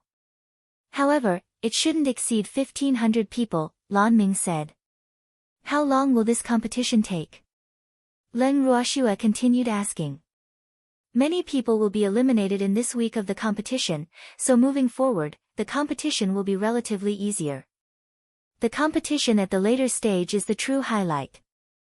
Moreover, it will become more intense as time passes. In addition, I also want to remind you that casualties are allowed in the Mystic Association's competition. Moreover, there are often people who play dirty in the competition, so you have to be careful. Lan Ming reminded worriedly. How can they allow underhand means in an official competition? Leng Ruoxue really couldn't understand. No one will care the slightest about losses in order to select better mystics. Moreover, in a world where the strong are respected, you can only be eliminated by the rules if you can't adapt to the rules. This is also the main reason why mystics have such noble identities and statuses. Moreover, mystics selected through the competition can be said to be dragons among men, and their future is limitless, Lan Ming explained. In other words, we can settle our personal grudges openly in the competition. Leng Ruoxue said in realization. No wonder Sun Meilin said, I hope to meet you in the competition. It seemed that Sun Meilin had decided to get rid of her. The purpose of the competition is to win by whatever means necessary. If there is a personal grudge between two opponents, it can be resolved on the battlefield. Moreover, the headquarters won't ask about it. Lan Ming might not know why Leng Ruoxue asked about this, but he still answered honestly. Little Lan Lan, Zhou Kun's branch has 15 people participating, right? Leng Ruoxue asked with certainty. There are 20 from Zhou Kun's branch, but only 15 should participate. Lan Ming nodded slightly. Alas! What he was most afraid of was that Leng Ruoxue and the others would meet Zhou Kun's people because those people really worried him. Little Snowy, don't be afraid. I will accompany you in battle. Icy had an expression that said, feel relieved with me here. We can bring pet beasts? Leng Ruoxue was surprised. Yes. Lan Ming nodded. Alas! They were already allowed to take revenge for personal grudges, so what if they brought a pet beast? That's good, Leng Ruoxue said with satisfaction. What she lacked the most now was money, but what she lacked the least were beasts. Moreover, there was a level 9 transcendent divine beast willing to fight with her. Hee. This was an existence equivalent to a mystic supremacy. I have no more questions. Let's rest early today. Leng Ruoxue planned to go to bed. Wait, little Snowy, we still have to discuss our strategy. Lan Ming also followed Icy's way of calling her. Tomorrow is only the first match. What's there to discuss? Sleep is the most important. Little Lan Lan, calm down. Don't be too nervous, Leng Ruoxue comforted. Then she pulled Freak back to her room to sleep. Lass is right. Little Lan Lan, calm down. Old Zao said with a smile and then quickly ran away. We're going to bed too. Little Lan Lan, rest early, Leng Qingtian and the others said almost in unison. Seeing everyone leave in the blink of an eye, Lan Ming was depressed and summoned Jin Hui. Jin Hui. Do you think the observers are more anxious than the people involved? The people participating in the competition seem to feel that it's nothing, but I'm very worried, Lan Ming complained to his beast. Jin Hui glanced at his master and thought, Master, you know it too. But he still had to console him. Master, those people are smart. Don't worry too much. Alas. That's true. Forget it. I won't think about it anymore. Let's go to bed. Lan Ming stood up. The next morning, Leng Ruoxue was still not fully awake when she vaguely heard the sound of an argument. She opened her eyes very reluctantly and looked at the culprits. Why are you arguing so early in the morning? Leng Ruoxue said with displeasure. She was angry about being woken up. It's not me who's making a fuss. It's master. Icy declared his innocence and betrayed his master without any sense of loyalty. Icy, you were the one who insisted on eating, but you actually blamed me. Boo-hoo. How can I have a beast like you who makes his master take the blame? Empty looked at Leng Ruoxue with a very innocent face. Humph. You're both the same. Leng Ruoxue exposed them bluntly. They just wanted to eat. There was no need to wake her up, right? Schwer. Little Snowy. Both the master and the beast blinked their beautiful blue eyes and looked at her adorably. Didn't I leave you a lot of food before I went to bed yesterday? Leng Ruoxue said with a slight headache. It's all eaten, the master and the beast said in unison. Little Snowy, master and I caught many snakes. Cook them for us to eat. Icy's face was full of anticipation, his blue eyes shining. Ah! The snake meat Little Snowy gave them yesterday was really too delicious. He had lived for thousands of years, but he had never known that snakes were actually so delicious. At the thought, his saliva couldn't help flowing down. Chapter 373, You Are the Dog, the Watchdog. 3, You went out? Leng Ruoxue asked doubtfully. Okay, we went to catch snakes, Icy said ingratiatingly while rubbing Leng Ruoxue's tender arm. Where are the snakes? Leng Ruoxue asked curiously. Here. Empty hurriedly handed her a pet ring. Leng Ruoxue took the ring and sent her divine sense in. These are the snakes you caught. Leng Ruoxue's forehead was full of black lines, and her heart was palpitating. Did these two fellows catch all the snakes on the boundless heaven continent? Moreover, the snakes they caught are actually still alive, and the weakest ones seem to be divine beasts. Yes. Didn't you say that the stronger the snake, the more delicious the meat? So we didn't catch any below divine beast, Empty hurriedly said as if he was presenting a treasure. Little Snowy, don't be scared. These stinky snakes won't dare to bite you. They're all very obedient. In fact, I initially wanted to kill all of them, but Master said that live ones are fresher, Icy added, his fluffy little face full of pride.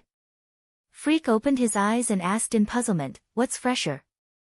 See for yourself. Leng Ruoxue was really speechless. Alas! These two gluttons. Freak took the ring from Schwer and said with his mouth agape, why are there so many snakes? Where did they come from? Little Chin Chin, Master and I went to catch them. How is it? It's enough to eat now, right? Icy said happily.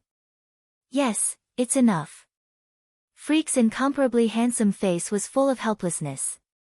This was no longer a matter of whether it was enough or not.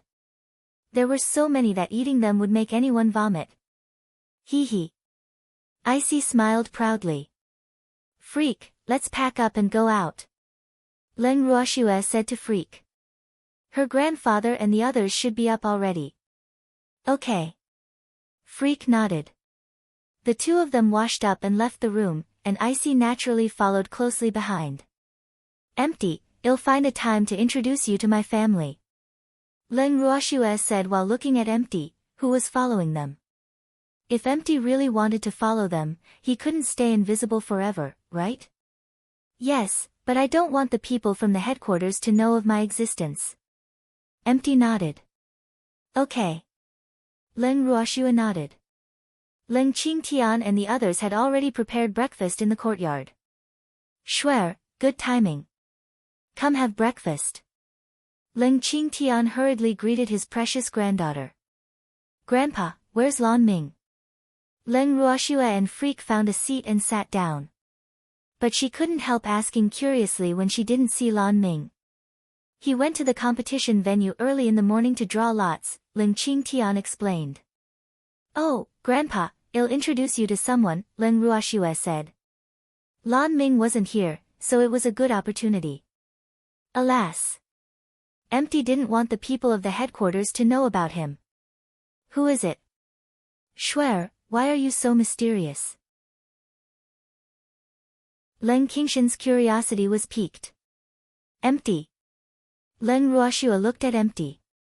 Empty understood immediately, and he directly appeared in front of Ling Qingtian and the others. Shuer, Ling Qingtian and the others looked at the young man who appeared out of thin air in front of them, and their jaws almost fell to the ground. Grandpa, he's the owner of this house. But the people of the Mystic Association headquarters don't know of his existence. Moreover, he doesn't want them to know, so you have to keep this secret, Leng Ruoxue explained. Oh, okay, Ling Qingtian quickly replied after reacting. But he couldn't help secretly sizing up the man named Empty. He couldn't tell this man's cultivation level at all. Moreover, the man in front of him gave him an indescribable and strange feeling. Empty is the master of the IC, Leng Ruoxue added. Oh! Everyone was enlightened. No wonder that blue puppy followed Leng Ruoxue. Empty will be following us from now on. Leng Ruoxue continued to throw a bomb. Everyone was shocked again and looked at Leng Ruoxue in unison until they were sure that she was serious. Oh, Ling Qingtian answered on behalf of everyone. He didn't know Empty's identity, but he believed in his granddaughter's judgment. Little Snowy, can we eat now? I'm so hungry, Icy, who had been waiting for too long, said pitifully. Let's eat. Leng Ruoxue nodded. Alas! There are really more and more gluttons around me. Empty, aren't you eating? Ling Qingtian couldn't help asking curiously when he saw that everyone had already started eating, but Empty hadn't moved his chopsticks at all. I'm not hungry. You go ahead. Empty said lightly, his handsome face maintaining a smile. He had seen everyone's reactions just now and was very satisfied with their reactions. These people didn't know his identity at all, but they were still willing to accept him. This should be Shuer's credit. Instead of saying they believed that he wasn't a bad person, it was better to say that they believed in Shuer's judgment more. Grandpa, he's a carnivore, Leng Ruoxue teased. Oh, we usually eat light for breakfast. We only cook meat for lunch and dinner, Ling Qingtian explained. It's okay. Empty smiled. Empty. Do as you please. Don't stand on ceremony with us. We don't have so many rules, old Zao said. I know. Empty smiled. He wouldn't have appeared at all if he didn't know these people's temperament very well. Empty. Do you know much about the competition of the Mystic Association headquarters? Leng Ruoxue turned her head and looked at Empty. Yes. Empty nodded. How could he not know? The previous competitions were very fair. That was the real competition to select talents. The competition has lost its meaning now. But the rewards for the competition are becoming more and more generous, Empty explained. Yes, I'm going for the rewards, so those people better have eyes and not provoke me. Otherwise, I can't guarantee that I won't be ruthless, Leng Ruoxue said domineeringly. Chapter 374, You Are the Dog, the Watchdog, 4, Little Snowy, don't worry. I will help you. With me around, those rewards will definitely be yours, Icy said very loyally. Little Icy, you're really interesting. Old Zao said happily. Little Icy. Icy was startled. It had been a long time since he became an adult and anyone called him Little Icy. Boo-hoo. It feels so familiar. What? Don't you like it? Old Zao asked aggrievedly. Boo-hoo. He didn't even dislike the nickname Little Zao Zao. No, I approve of you calling me Little Icy, Icy said very happily. Okay. Old Zao nodded repeatedly. Grandpa, Lan Ming isn't here. How are we going to the competition venue later? Leng Ruoxua asked doubtfully. She didn't know the location of the venue. Lan Ming told me before he left. We can go directly, Leng Qingtian said. Leng Ruoxua nodded and continued eating. After eating and tidying up, Leng Ruoxua and the others set off. After taking several turns, they finally found the competition venue half an hour later. Although the competition venue wasn't very far from the Mystic Association headquarters, it wasn't easy to find for people going there for the first time. I didn't expect this place to become the competition venue. Empty looked at the enormous venue in front of him and sighed emotionally. This place used to be just a barren land. Let's go in. Leng Ruoxua looked at everyone. Leng Qingtian and the others nodded and were about to enter when they were stopped at the entrance. I'm sorry. Please show your identification, the guard at the entrance said coldly. Does everyone have to show their identification? Leng Ruoxua asked in an unfriendly tone. Of course, the guard replied. Then why didn't you ask the people who entered before us to show their identification? Leng Ruoxua questioned with some displeasure. They are mystics from Sunzhou City. I know them. Of course there's no need, the guard said matter-of-factly. What he implied was that he didn't know them. Oh, is this all right? Leng Ruoxua took out her mystic identification and shook it in front of the guard. You can enter now, the guard said. Freak and the others also took out their identification. You can go in now. But you better watch your dog. Don't let it bite anyone. Otherwise, you'll have to bear the consequences, the guard warned as he looked at Icy, who was lying on Leng Ruoxua's shoulder. Fuck, you are the dog, the watchdog. Icy cursed furiously. Ha! Little Icy, you're so right. Isn't he just a watchdog? Old Zao laughed exaggeratedly. Hee hee, it was so enjoyable when little Icy scolded people. Although Leng Qingtian and the others weren't smiling as exaggeratedly as old Zao, they were also smiling happily. But little Icy. We should only say this in our hearts. Alas. We have to leave some face for the association. Old Zao changed the topic and advised earnestly. Yes, you're right. Icy nodded seriously in agreement. The guard was so angry that he couldn't say anything and his face and neck were red. Let's go. Leng Ruoxua glanced at the guard indifferently. There was really no need to be angry with such a small fry. Okay. Everyone walked in. Although there were only a few people outside the competition venue, the venue was already crowded and bustling. Schwer, looks like we're late. Leng Qingtian looked at the densely packed heads in front of him and felt a little headache. He didn't like crowded places at all now. Grandpa, the best has to be the finale of course. Leng Ruoxua said mischievously. Hee hee, little Snowy is right. We can't lower our status, Icy praised. You're here. Lan Ming appeared in front of everyone. Little Lan Lan, you don't look too good. Leng Ruoxua looked at Lan Ming and teased. I'm sorry. I was too unlucky and couldn't draw you good opponents, Lan Ming said guiltily. Leng Ruoxua's and the others' opponents were very strong. Oh. Leng Ruoxua and the others answered lightly, and there was no reaction after this. Can your reactions not be so calm? Why didn't anyone ask me who your opponents are? Lan Ming said gloomily. These people's reactions were really too strange, making him unable to say what he wanted to say.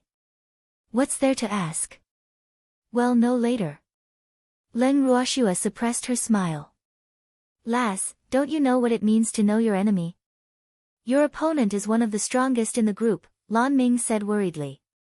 It's better for them to be stronger. There will be a greater sense of accomplishment to beat them. I don't like opponents who are too weak, Leng Ruoxue said calmly. Little Lan Lan, I can settle everyone here with a single claw. What's there to worry about? Icy said disdainfully. Alas. It seemed that the Mystic Association was really at the end of its rope. He scanned the area with his divine sense just now but didn't find anyone worthy of being his opponent. Did you hear that? Little Lan Lan, I have little Icy here. Everything will be okay. Leng Ruoxue comforted. There was naturally no need to expose her beast since Icy was willing to fight with her. Lass, he's just a puppy. How can you place your hopes on him? The words, disapproval, were written on Lan Ming's handsome face. Little Lan Lan, I'll bite you if you call me a puppy again. Icy warned. Lan Ming didn't want to be bitten by a dog and hurriedly apologized. I'm sorry. I was wrong. Lass, you really can't be too careless. Your opponent is Su Nan, one of the top 10 geniuses of the boundless heaven continent. He is very strong.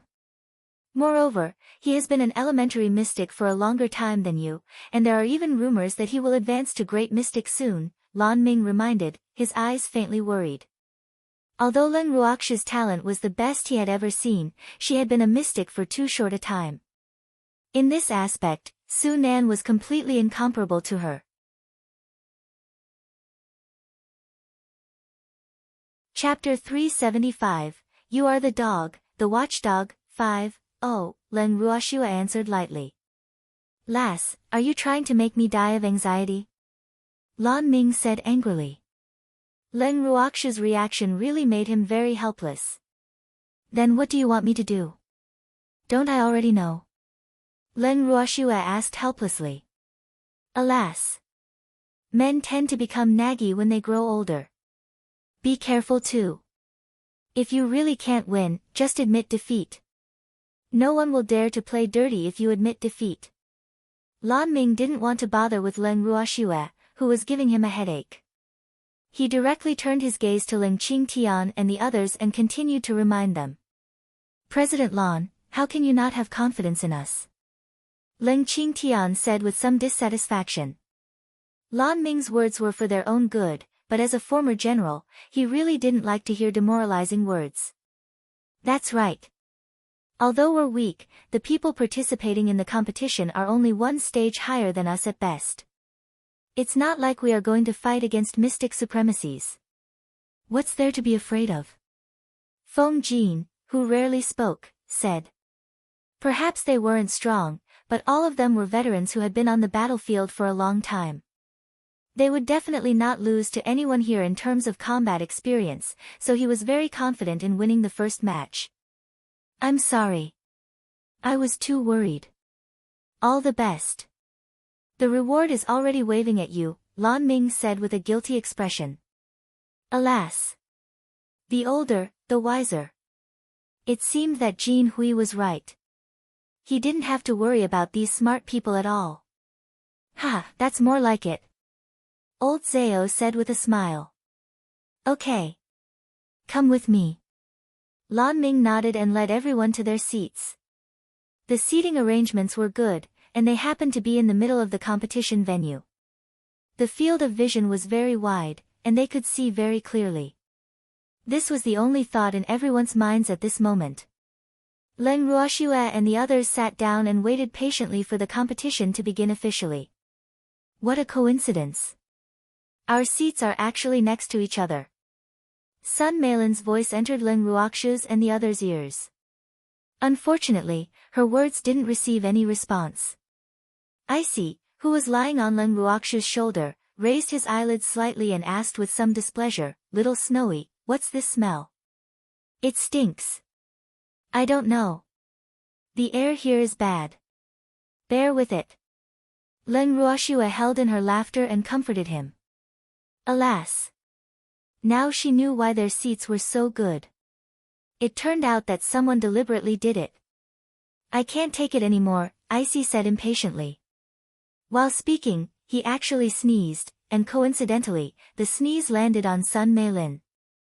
Suddenly, Sun Meilin, who had yet to react, directly crossed the railing separating the audience seats and arenas and was sprayed onto the inner area of the competition venue. Moreover, she landed in a position with her legs upright. And coincidentally, she was wearing a skirt for the sake of beauty and exposed everything to the audience clearly. Everyone who saw this scene was stunned at first. Then laughter and discussions resounded throughout the entire venue. Ha! What a funny fall. Old Zao laughed hysterically with tears in his eyes. This little princess of the Sun family doesn't have a very good figure. Look at the flesh on her waist. It's almost as thick as my waist. Her legs are quite thick, and her chest isn't big enough. It seems like this second beauty only has a passable face. I didn't come for nothing today. At this moment, Zhou Kun glared at Leng Ruoxue and the others and roared at the audience, "Be careful of your heads if you continue spouting nonsense." Unfortunately, there were too many people in the audience, and their discussions were loud, so no one heard Zhou Kun's words. "President Zhou, you should quickly send people down to save your cousin. If she doesn't get up soon, she might not be able to participate in the competition." Alas! The ground is so cold. Lan Ming reminded kindly, but his face was full of a gloating smile. Hee, good job, little Icy. He cheered for little Icy in his heart. Just you wait. Humph. The Sun family won't let you go, Zhou Kun threatened Leng Ruoxue and the others.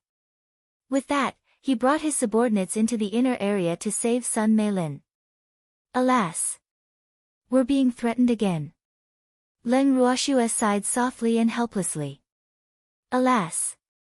The cute little Icy is also threatened. Icy mimicked Leng Ruoxue's tone, but his beautiful blue eyes were full of excitement. He loved being threatened. Are you two really scared? Lan Ming asked doubtfully. He didn't notice any feelings of fear from their tone at all. How can I not be afraid? The Sun family. That's the Sun family, one of the three great families, a colossus of the boundless heaven continent, and I'm just a small elementary mystic, Leng Ruoxue said very seriously. That's right. I'm just a little beast. I can't afford to offend the Sun family. Icy frowned with a very serious expression. Continue pretending. Lan Ming was speechless and grumbled in his head.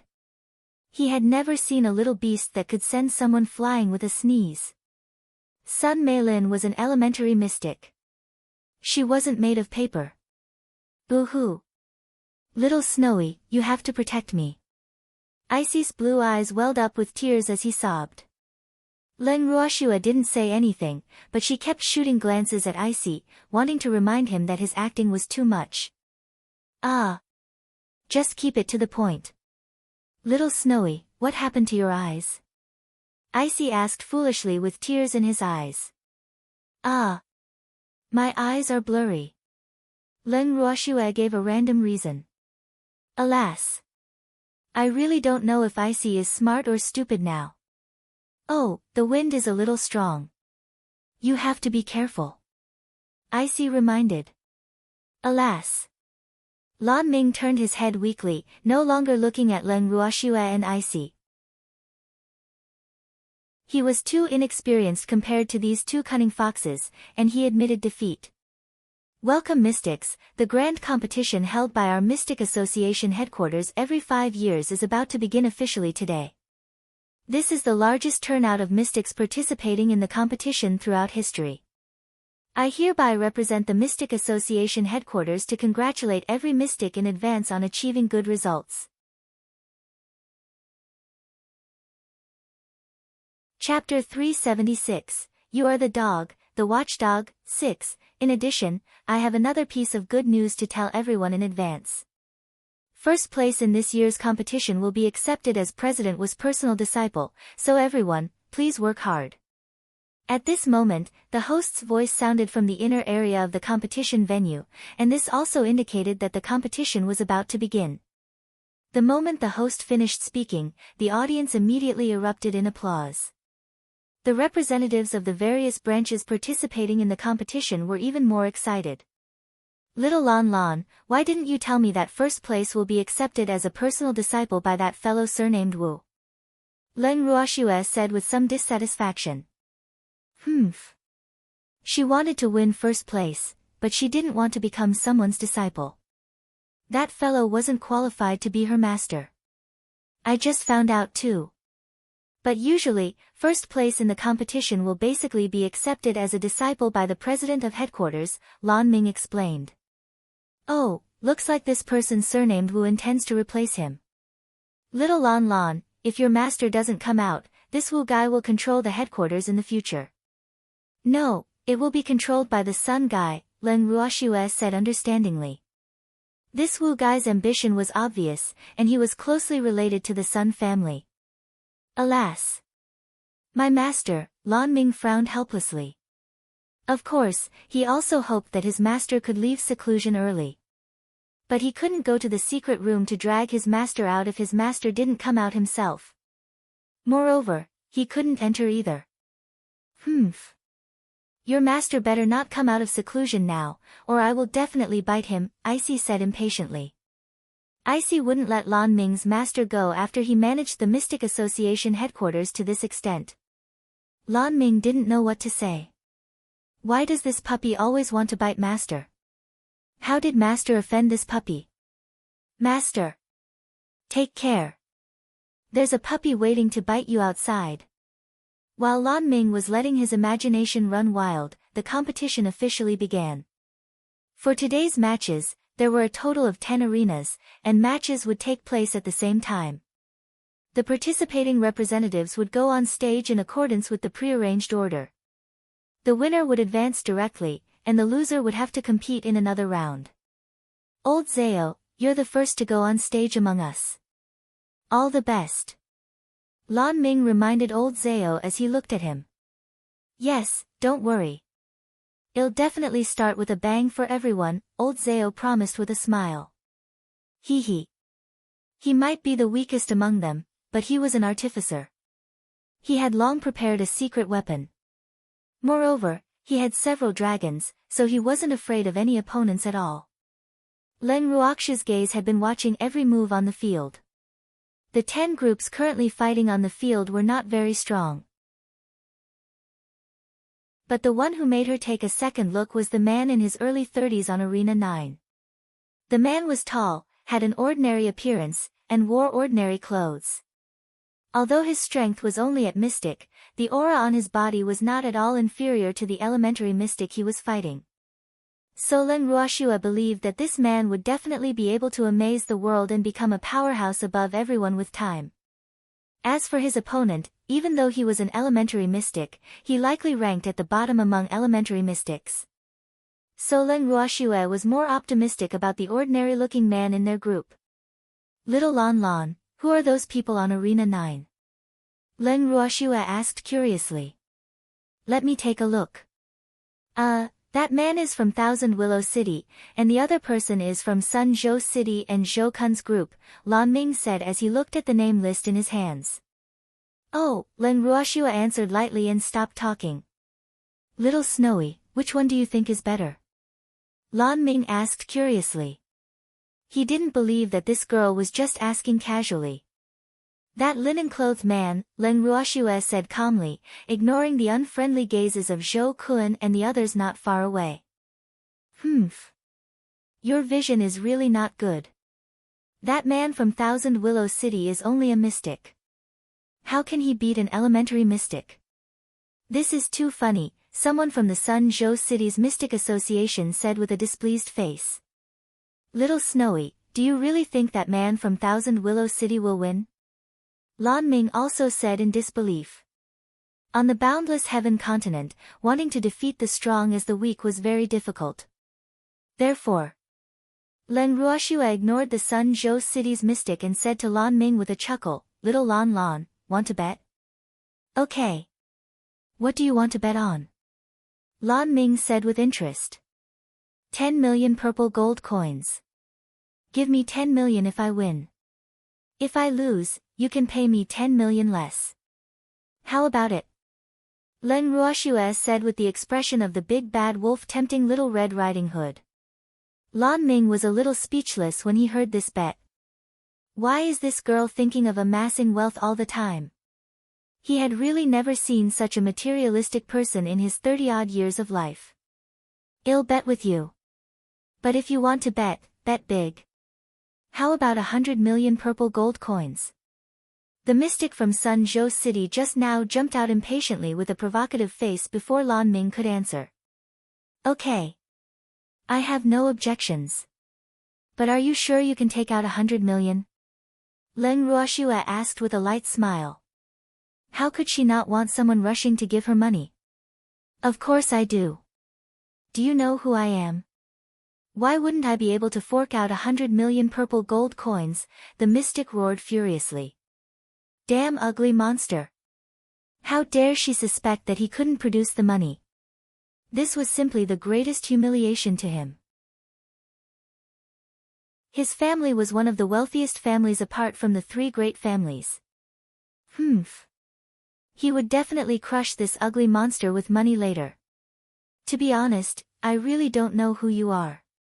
This young lady only recognizes money and not people. If you want to bet with me, take out 100 million purple gold coins first. Otherwise, go wherever you want to go.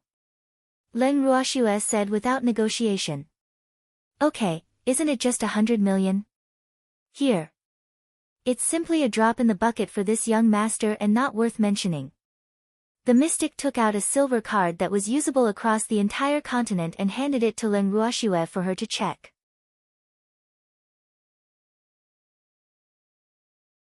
Chapter 377, The Bet. 1. Leng Ruoxue took the card and casually glanced at it. Ah. Seems this guy is quite rich because this is actually an anonymous silver card. In other words, if this card was lost, then no matter who found it, they could use it. Leng Ruoxue sent her divine sense in and checked the balance. There was about 110 million purple gold coins inside. She was relieved and handed the card to Lan Ming for safekeeping. That's my card, the mystic couldn't help exclaiming when he saw his silver card going into Lan Ming's hand. I know. I'm just getting him to take care of it first because I'm afraid you will go back on your word. Leng Ruoxue said, almost infuriating the mystic to death. Sure enough, the mystic was almost angered to death by Leng Ruoxue, and he couldn't say a complete sentence even after a long time. You asked Su Heng to take out 100 million purple gold coins. Shouldn't you also take out 100 million so that we can be at ease? Zhou Kun said. Moreover, his feminine face was wearing a bloodthirsty smile, as if he wanted to swallow them alive.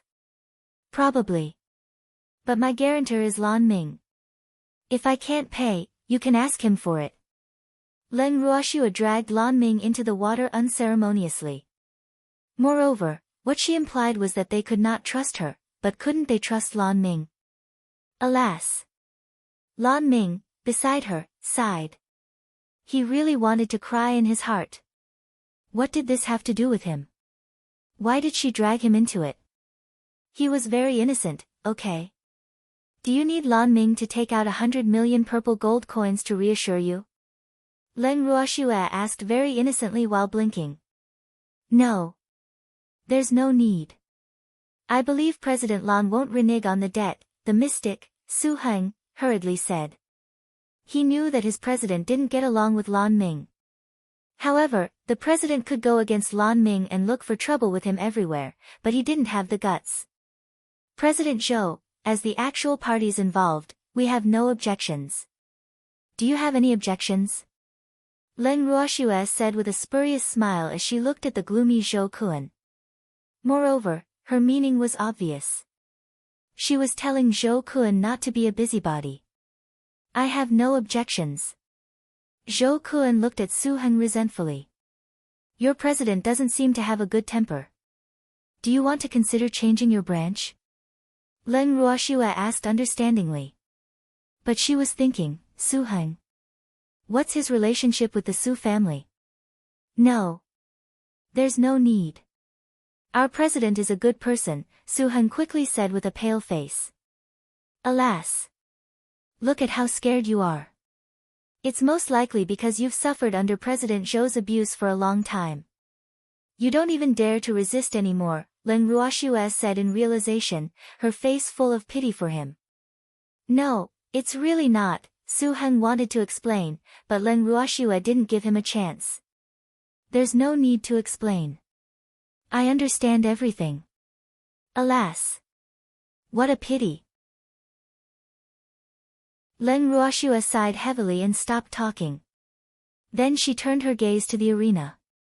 Not far away, Su Heng was so depressed that he wanted to bang his head against a wall. Boo-hoo. How could this be? What happened? He was a little lost. Leng Qingtian and the others smiled silently. In fact, they were already laughing in their hearts. Alas. This girl's ability to trick people was really unparalleled. At this moment, the battles on the other arenas had already ended except for Arena 9. The fight on Arena 9 had also entered an exciting stage. Freak, we're going to get money, Leng Ruoxue said happily as she leaned in Freak's arms. Hee, 100 million purple gold coins. This was the reward for first place in the competition. She didn't expect to earn it so easily. Lass, can you buy me some materials when you have money?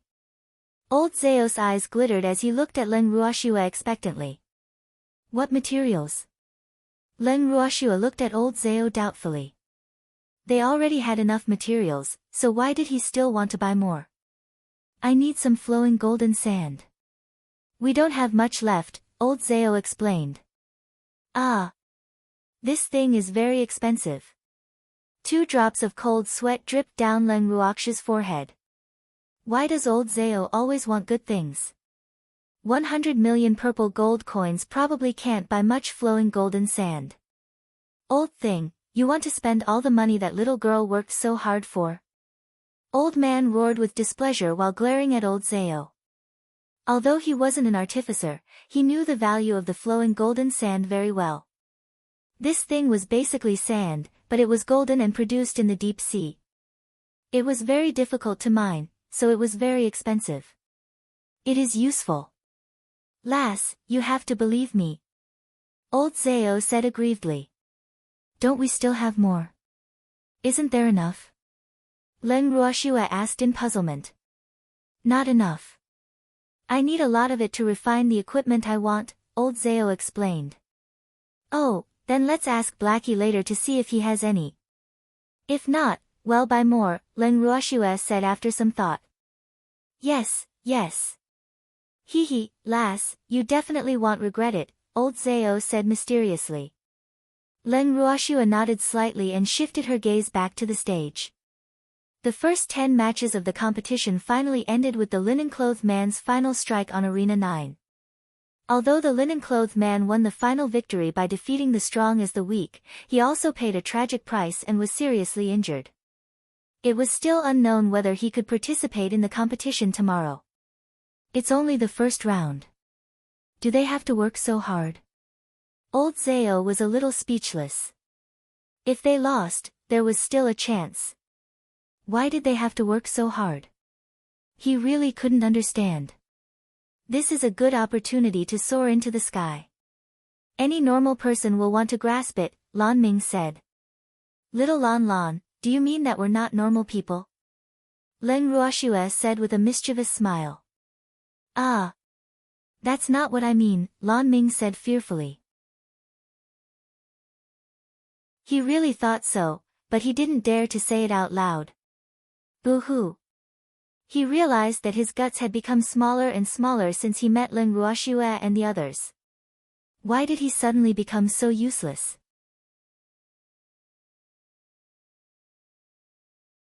Chapter 378, The Bet, 2, Little Snowy, this is the money you won. Lan Ming quickly handed over the silver card in his hand, hoping to divert Leng Ruoxue's attention. Leng Ruoxue waved the silver card in her hand and said to Su Heng, the outcome has been decided. I won. There's more than 100 million purple gold coins inside, Su Heng said furiously through gritted teeth. Yes. I'll return the change to you. Leng Ruoxue smiled nonchalantly. There's no need. I don't care about that bit of money, Su Heng said gloomily. He was just angry that this woman was so smug. Thank you, Leng Ruoxue said lightly and whispered a few words in Zheng En's ear. Then Zheng En left his seat. Shuer, where is Zheng En going? Freak asked curiously when he saw Zheng En leave. Where do you think? Leng Ruoxue said mysteriously. Could it be? Freak raised his eyebrows slightly in realization. Alas! He already guessed it. Buddha said, not allowed to say, Leng Ruoxue said like a charlatan. The matches on the arenas continued in full swing. Lass, it's my turn, old Zhao suddenly said when the matches for the day were almost 1/3 done. Good luck. I'll wait for your good start, Leng Ruoxue said calmly. No problem. Leave it to me, old Zhao said confidently. Then he strutted up the stage proudly. Humph. You're just a mystic. How dare you be so arrogant? Su Heng snorted coldly not far away, and his voice drifted into Leng Ruoxue's and the others' ears. Surname Su, shall we continue gambling? Leng Ruoxue smiled provocatively. Fine. Who's afraid of you? Su Heng, who couldn't stand being provoked, said hot-headedly. How much money do you have? Leng Ruoxue asked worriedly. Su Heng looked at Leng Ruoxue vigilantly and asked nervously, what do you want? Don't be scared. I don't want to rob you. I just want to bet a bit bigger. What do you think? Leng Ruoxue comforted with a smile. Su Heng looked at Zhou Kun and then asked, how big do you want to bet? Tell me how much money you have before I decide on how much to bet. Leng Ruoxue had already set a trap and was waiting for her prey to take the initiative to jump in. I still have 1.2 billion purple gold coins on me. Su Heng said. Oh. We have a total of 8 people now. We will all go on stage to compete in a while. Each match will be 100 million. For every correct guess, the loser will have to pay the winner 100 million purple gold coins. If you guess all 8 matches correctly, I will pay you 1.2 billion purple gold coins, and vice versa. What do you think? Do you dare to bet? Leng Ruoxue asked calmly. What's there to be afraid of? Humph. Don't regret it if you lose, Su Heng said confidently and proudly. He had already received President Zhou's eye signal just now, so he was very confident that he would definitely win. Since I proposed this bet, I'll let you choose. But before you choose, I have to check your money because I'm afraid of you lying to me. Leng Ruoxue said very seriously with the word, worry written on her face. Here. Open your eyes wide and take a good look. I have a lot of money. Su Heng threw Leng Ruoxue another silver card without hesitation. After receiving the silver card, Leng Ruoxue did the same thing. She checked it and handed it to Lan Ming. Is President Lan your guarantor again?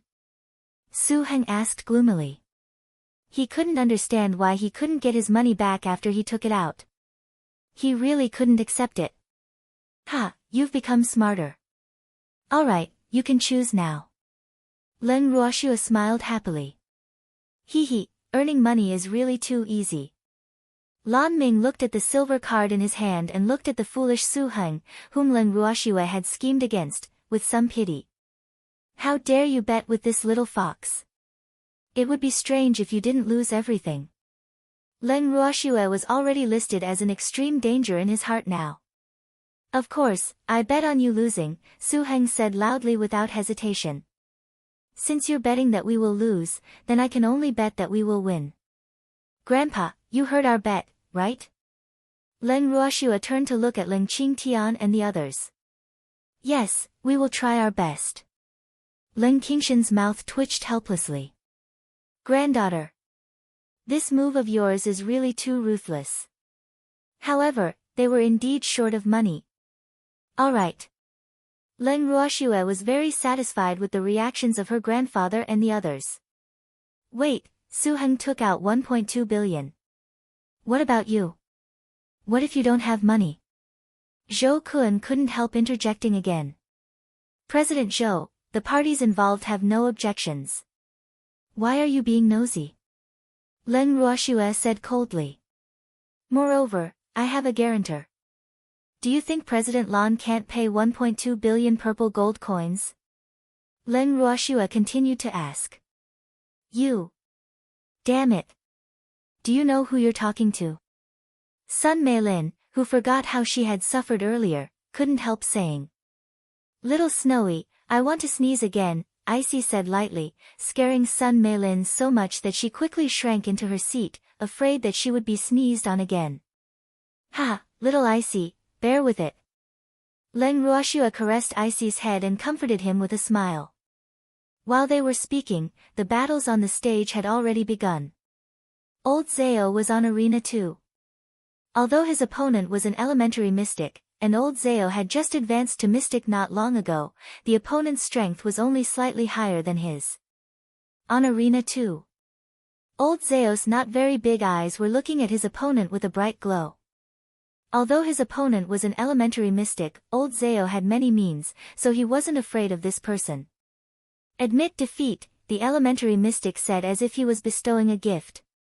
I should be the one saying that, old Zao said calmly.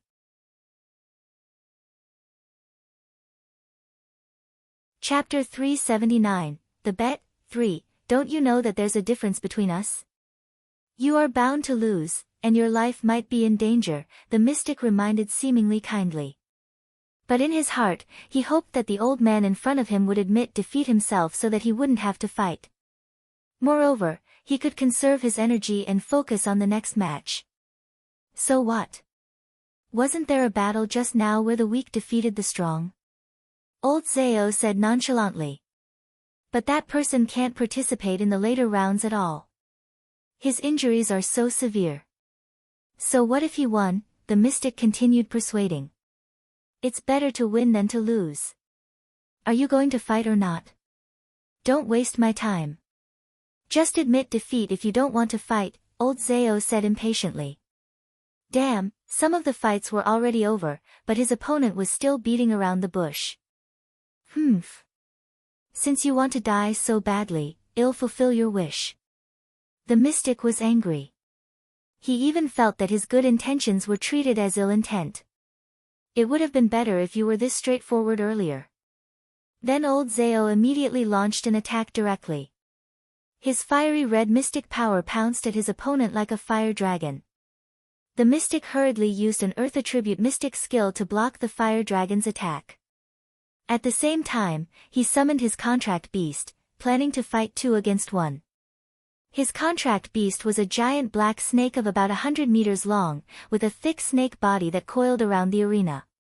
Its cold snake eyes were staring at old Zao. TCH, you have a beast. Don't I have one? Old Zao was unwilling to be outdone and also summoned a beast. He glanced at his opponent's beast disdainfully. Humph. Just an ugly lousy snake. How dare it show off? That's impossible. How can you have a dragon as a contract beast? The mystic asked in disbelief as he looked at the dragon flying in the air. This was a genuine dragon. Dragons were definitely at the top among beasts. Moreover, the one in front of him was actually a fire dragon, which had a higher status among dragons. This dragon's strength wasn't much higher than his ink snake, but the innate bloodline advantage of dragons was incomparable to that of ordinary beasts. Just as he thought this, the giant ink snake fell into a daze after seeing that its size was inferior to the dragon's enormous body. After returning to its senses, it dropped its head without any might or power, and its giant snake body was trembling. Although they were both level 3 divine beasts, the bloodline of dragons was much higher than its bloodline. This innate bloodline pressure was something it couldn't resist at all unless its strength was much higher than this dragon's strength. Otherwise, it wasn't a match for this dragon at the same level. There are many impossible things in the world, old Zao said nonchalantly. Are we still going to continue fighting? Old Zao asked immediately. No, I admit defeat, the mystic said. How could he fight now? Didn't he see that his ink snake didn't even dare to raise its head in front of the fire dragon? Good. Those who know the facts are smart. You have prospects, old Zhao praised. But he was feeling smug. Hehe, it was really too easy to win this match. Referee, I admit defeat, the mystic said to the referee. The referee nodded and announced loudly, Old Zhao, victory. Old Zhao won his first match, jumped off the stage happily, and jogged back to his team. Ha, lass, I won. Old Zhao smiled joyfully. Leng Ruoxua nodded slightly and then glanced at Su Heng before turning her gaze to the stage. It's only right to win. What's there to be so proud of? Old man said coldly. He didn't like this old fellow being too proud. I'm talking to lass. Why are you interrupting? Old Zhao roared back in displeasure. Stop arguing. Don't let outsiders laugh at us. You only won one match, and we still have to win 7. It's too early to be happy now, Lin Liang said. Ah. What do you mean? Old Zhao's face was full of question marks as he looked at Lin Liang. Ruoxua made a bet with someone, so we have to win all of them, Lin Liang explained calmly with a very strange expression on his face because he was very sure that if Su Heng bet that they would win, the girl would definitely make them deliberately lose. Oh. Then what's the bet? Old Zhao was very curious. If we win all 8 matches, that Su Heng will lose 1.2 billion purple gold coins to us. Lin Liang said. Ah. 1.2 billion. Ha. Old Zhao was stunned for a moment before laughing hysterically. Hehe, this girl is really too evil. We're going to be rich this time. The unlucky Su Heng actually dared to bet with our girl. It would be strange if he doesn't go bankrupt this time. Not far away, Su Heng's face darkened as he mocked, you're really inexperienced. You only won 100 million. Do you have to smile so happily? You who have seen the world, don't cry later.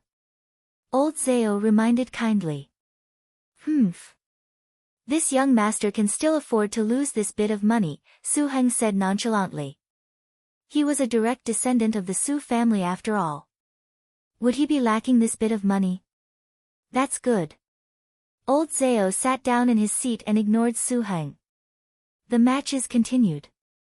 An hour later. Okay. Little Jing Jing, it's your turn. Come on.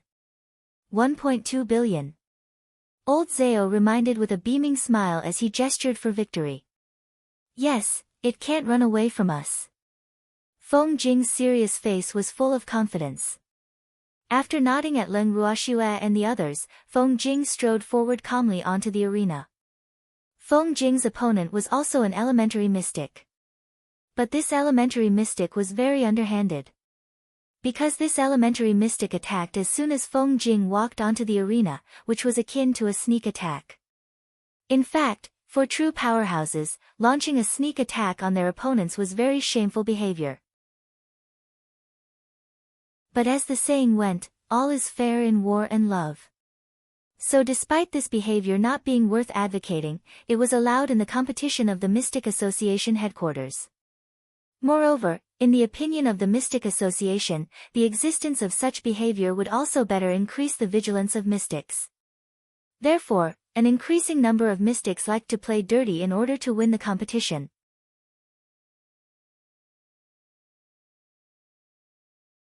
Chapter 380, You're Blocking the Way. 1. Feng Jing was about to climb the last step onto the arena when he suddenly felt a piercing cold light coming at him.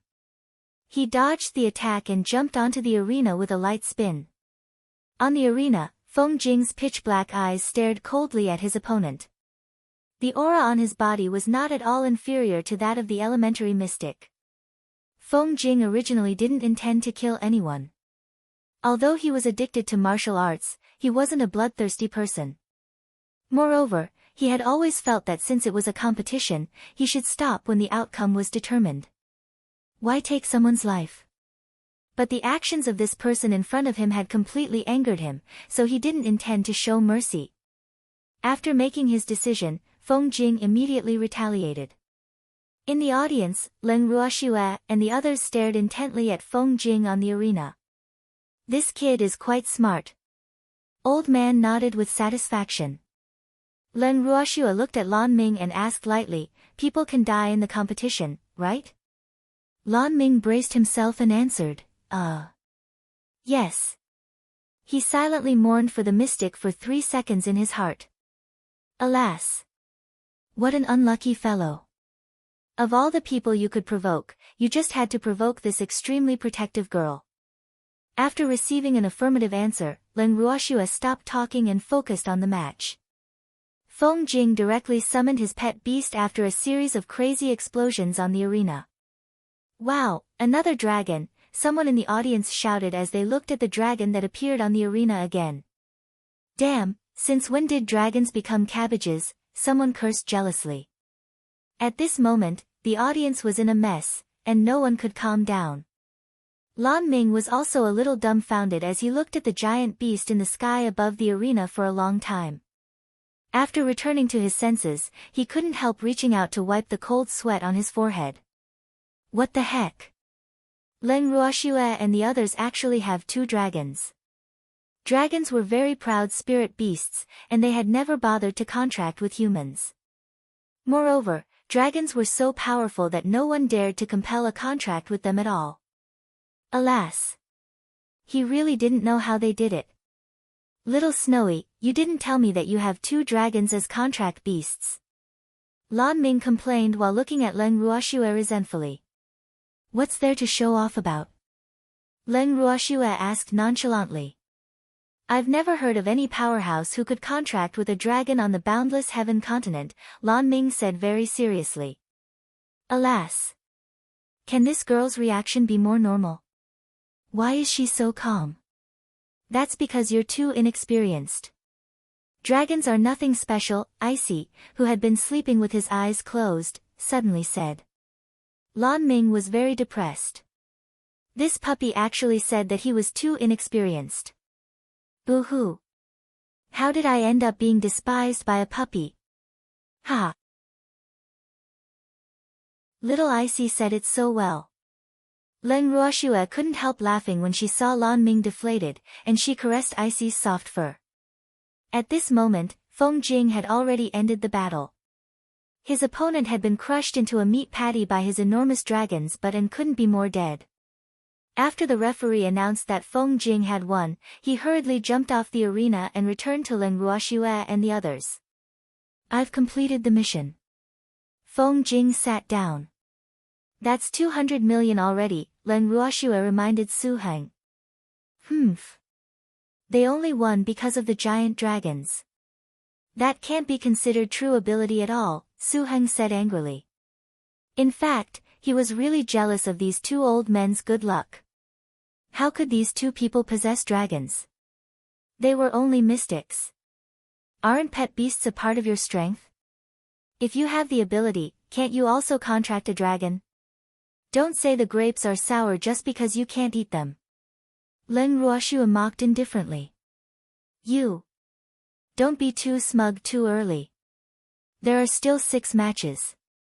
The opponents behind you are the real tough ones. Those in front are weak, Su Heng retorted, unwilling to be outdone. He really hated these ugly monsters to death now. But he was very confident that they would definitely not win the next few matches. Thank you for the reminder. This young lady is waiting to collect the money, Len Ruoxua said with a smile. Little girl, I'm going on stage. Old man said. Okay, be careful. Len Ruoxua reminded. They had to be vigilant now that they had the experience from Feng Jing. Old man stood up and slowly walked onto the arena. It only took Old man around 10 minutes to defeat his opponent without even using his beast. Then after the referee announced the result, he returned to his seat impatiently. Then Lin Liang went on stage. He also won easily without using his beast. Immediately after, it was the Feng family's first elder's turn to go on stage. Although it took a little effort, the result was still satisfactory. After his dragon appeared, the audience in the venue was directly thrown into chaos. Ruoxua, we have 500 million in our pockets now, right? The Feng family's first elder asked directly after getting off the arena. Yes, there are still 3 matches. If we can win all of them, we will have 1.2 billion, Leng Ruoxue said with a light smile. Hee, earning this money is really too easy. The opponents of the remaining 3 matches are very strong. You definitely won't be able to win, Su Heng said angrily. Damn it. Why are these people so lucky? They actually won every match. He was so angry. What if we win? Do you want to raise the stakes? Or does anyone dare to bet with me? Leng Ruoxue looked at Zhou Kun and the others not far away provocatively. Raise the stakes? Su Heng looked at Leng Ruoxue as if she was a monster. He had gambled a few matches with her, but in the end, all the wealth he had accumulated over the years had entered her pocket. He didn't have any money left to gamble anymore. Moreover, he didn't dare to gamble with her anymore. His greatest wish now was that they could lose even one of the 3 remaining matches. At least, that would leave him with a few 100 million.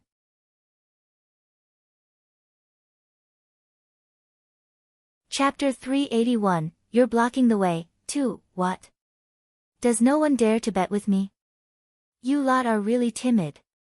Leng Ruoxue continued provoking them after seeing them not react for a long time. I'll bet with you. How much?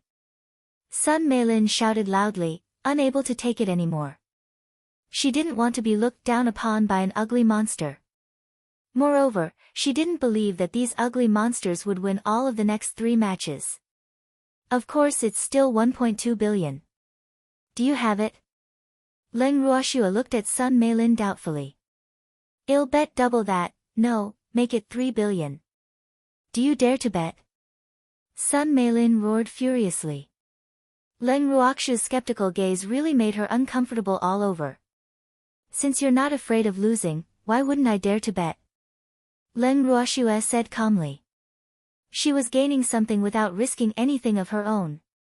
There was no reason for her not to want someone willing to give her money. Ugly monster, you're bound to lose, Sun Meilin said confidently as if she could already foresee the scene of her stepping on Leng Ruoxue and humiliating her in every possible way. Let's not talk about winning or losing first. Same rules.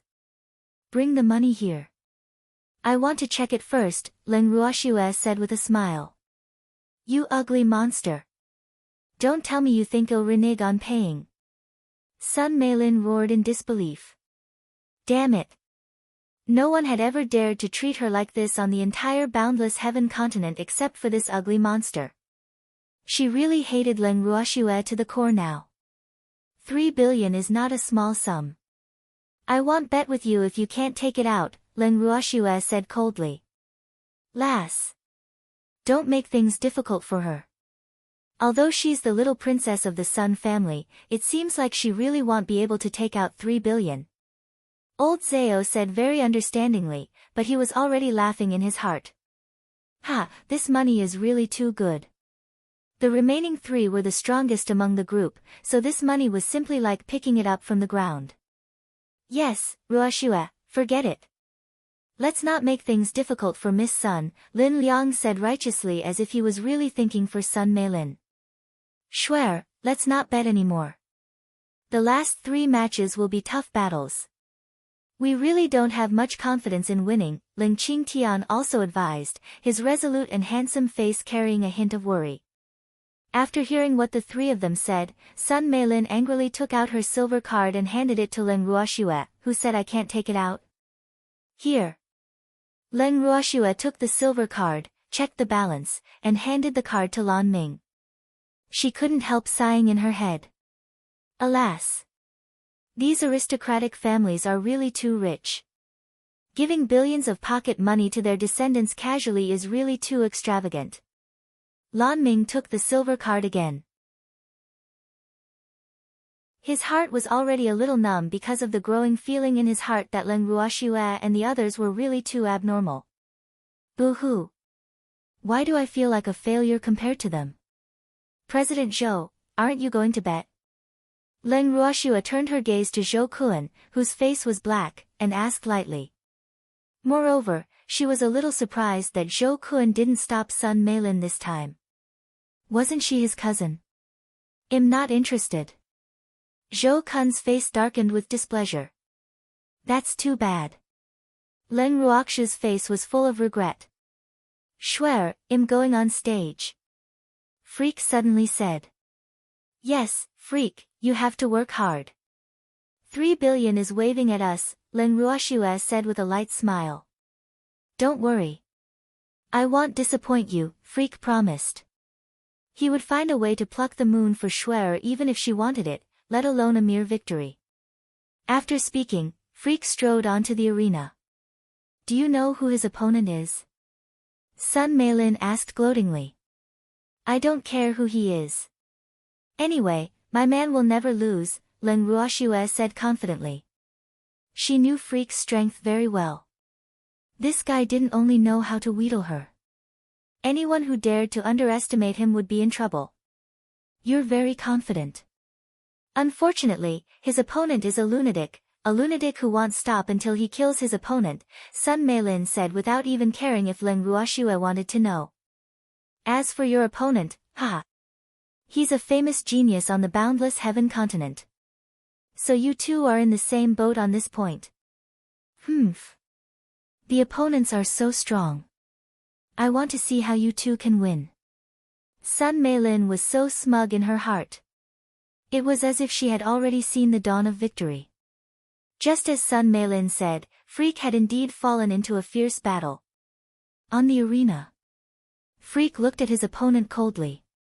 His opponent was a middle-aged man in his 40s, and he was an elementary mystic.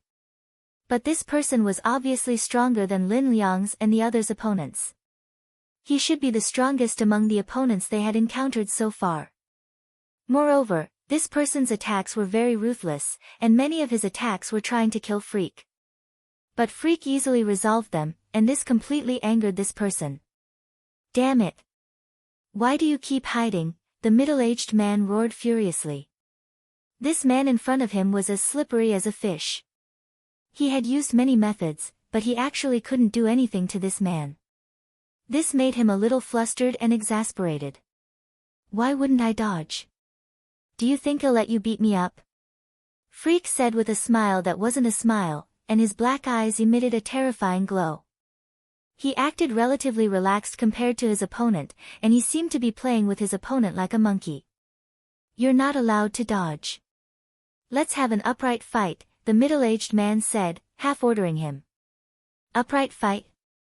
Then what were you doing before? Freak sneered and mocked. This man's methods were very vicious. He actually wanted to fight fair and square with him. How laughable. That's called preemptive strike, understand? The middle-aged man said nonchalantly. His fiery eyes stared at Freak like a venomous snake, wanting to kill him. Since you've said so, I'll fulfill your wish. Freak smiled evilly and finally decided to attack. Who asked him to receive his dearest wife's urging gaze. A stream of pitch-black mystic power coiled around the middle-aged man's body like a shadow, binding him tightly. The middle-aged man didn't even have the time to react.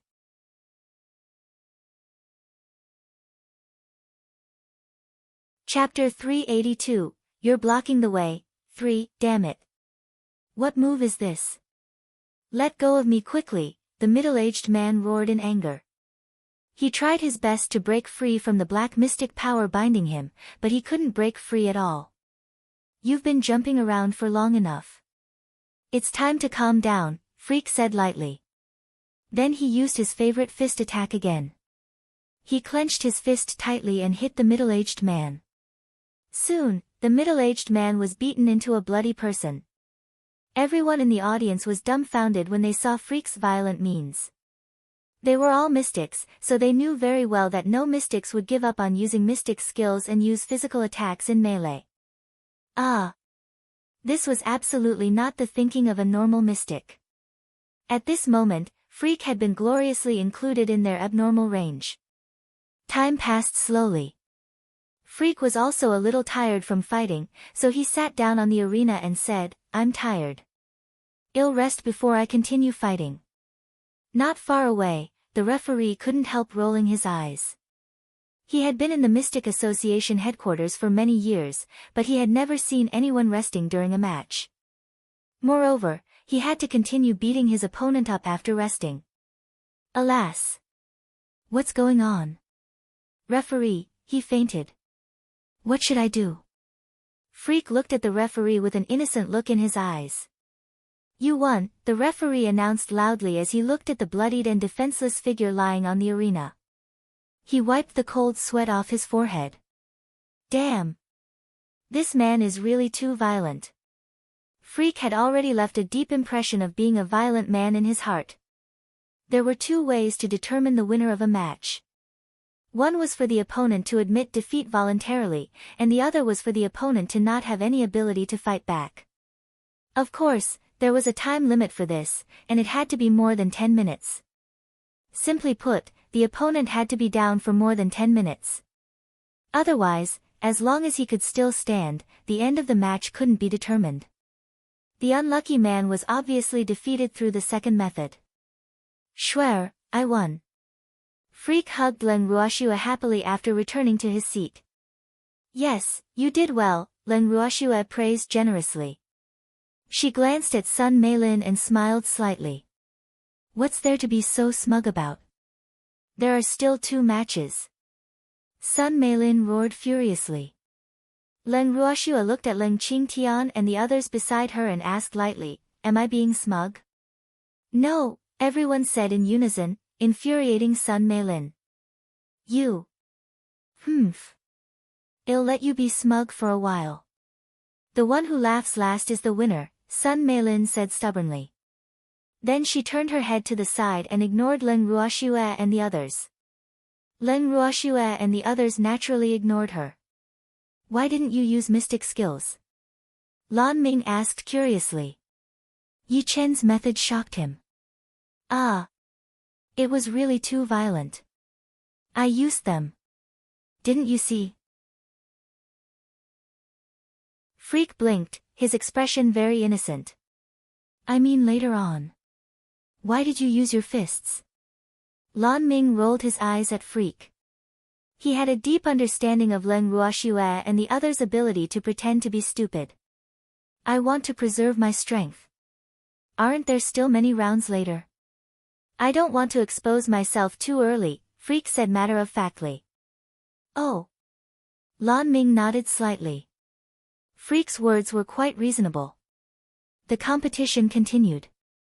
Some were happy, while others were sad. But it couldn't stop the competition from advancing. When the first round of the competition was about to end, it was finally Leng Qingshan's turn to go on stage. Leng Qingtian nodded at everyone and walked onto the arena with his head held high. His opponent was a young and beautiful woman. Moreover, her strength was on par with his, and she was also an elementary mystic. But this woman kept looking at him seductively as soon as he came up, making him very disgusted. On the arena. The young woman smiled seductively and said softly, please show mercy. You talk too much. Let's begin. Stop wasting time, Leng Qingtian said coldly. You really don't know how to be protective of the fairer sex, the young woman said resentfully. She had always been very confident in her appearance, but she didn't expect to kick an iron plate today, making her feel very embarrassed. You talk too much nonsense. Leng Qingtian said impatiently and took the lead to attack. In the audience. Old man was laughing so hard in his seat that he was about to cry. Ha! Brat Leng actually encountered a honey trap. What a pity. That woman's efforts were in vain, old man said with a smile. How was Leng Qingtian someone who knew how to be protective of the fairer sex? Using a honey trap on him was equivalent to playing the lute to a cow. Hee. Moreover, that fellow hated such scheming but self-righteous women the most. Little Lan, is this woman very strong? Leng Ruoxue asked curiously while looking at Lan Ming. Lan Ming sighed softly and explained, her name is Yan Shuer, and she is the 5th-ranked beauty on the boundless heaven continent. Her strength is on par with your grandfather's. But she has many means to deal with men. Many powerhouses have knelt under her skirt and obeyed her orders. Do you think she can seduce my grandfather with that bit of beauty? She's not even as good-looking as my maidservant. Leng Ruoxue said disdainfully. It was said that beauty was a woman's greatest weapon, and she couldn't care less if it was used on others, but using it on her grandfather wasn't something she could tolerate. Little Snowy, Yen Shuer has many powerhouses by her side, Lan Ming couldn't help reminding her. What he implied was that she shouldn't provoke her. Unfortunately, how could Leng Ruoxue do as he wished? Would someone who didn't even care about the little princess of the Sun family be afraid of Yen Shuer? If she doesn't provoke me, I naturally won't take the initiative to cause trouble, Leng Ruoxue said lightly. While the two of them were talking, Ling Qingtian had already defeated his opponent cleanly on the arena. It was the first time Yen Shuer had been carried off the stage.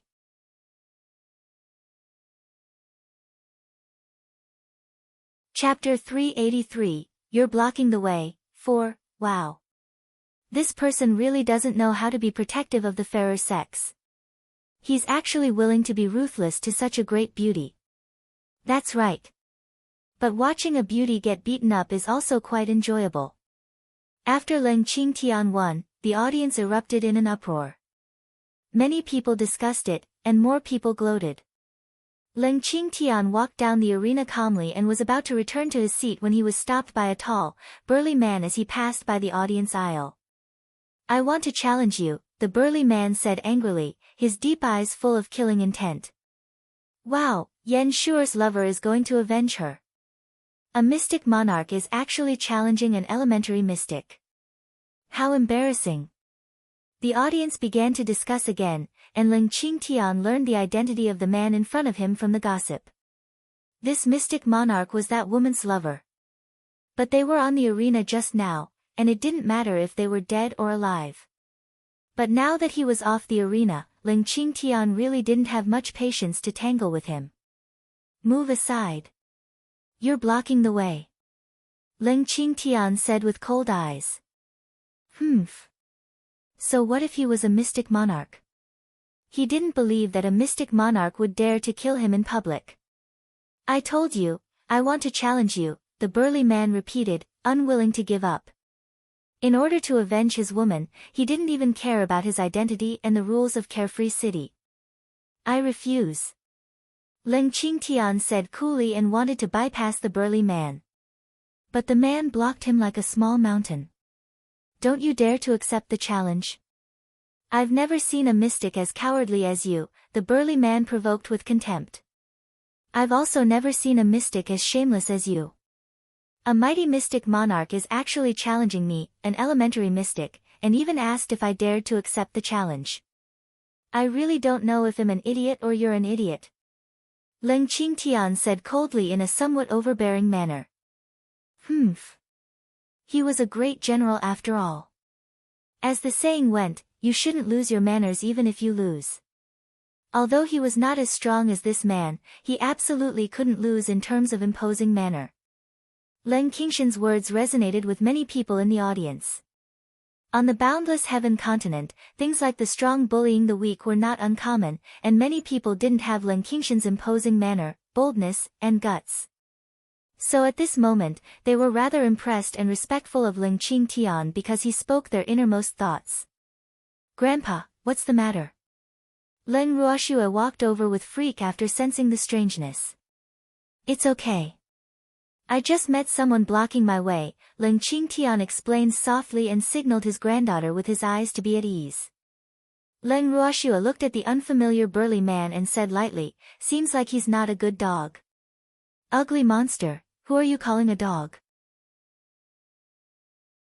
The burly man was furious when he heard someone calling him a dog. Isn't there a saying that good dogs don't block the way? Of course, it's about the person blocking the way, Leng Ruoxue explained with a smile. You're courting death. The burly man was angry and casually released a mystic skill. But the mystic skill failed to come out as he wanted. What? Could it be that you have too little mystic power and can't even release your mystic skill? Alas. You have to cultivate properly. Don't challenge others all day for a woman. Be careful not to kick an iron plate and even lose your life, Leng Ruoxue advised earnestly like an elder, her watery eyes still carrying an expectant gaze as if she had high hopes for him. The burly man was stunned by Leng Ruoxue's lecture. Even the audience close to them was dumbfounded for a moment. They exclaimed in their heads, "Damn! This woman is really too awesome. She even dares to educate a mystic monarch." "Grandpa, let's go back to our seats," Leng Ruoxue said. Before she left, she looked at the man who was still in a daze with slight disappointment. "Okay." Leng Qingtian suppressed his smile and followed his granddaughter back to their seats.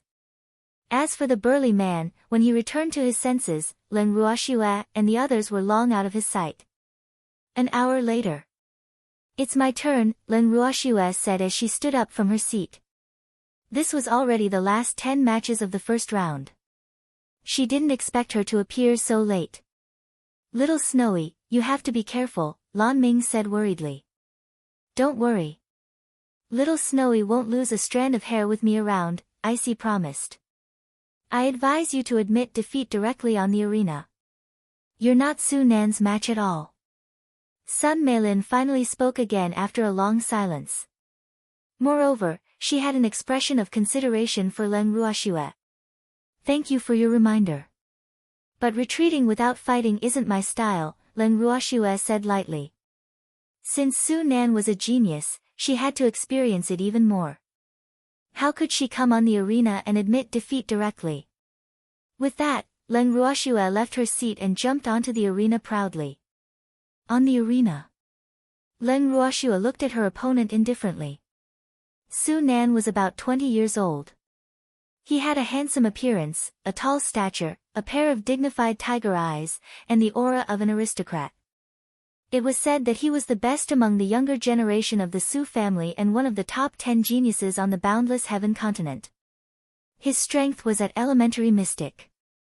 As for the Su family, even though it was slightly inferior to the 3 great families, they could also be considered a top family on the boundless heaven continent.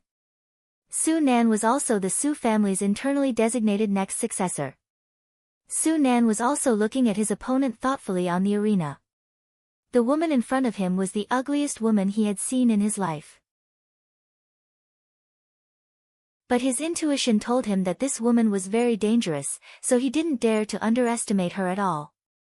Moreover, before he went on stage, Sun Meilin had specially sent someone to tell him that he had to win. Although he didn't know why she said that, winning every match was his life's greatest goal. Therefore, Sun Meilin's actions were really unnecessary in his opinion. After all, they were not familiar with each other.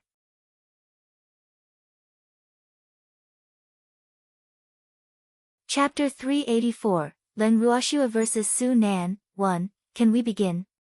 Su Nan asked. Yes, Leng Ruoxue replied lightly. Are you releasing your pet beast too?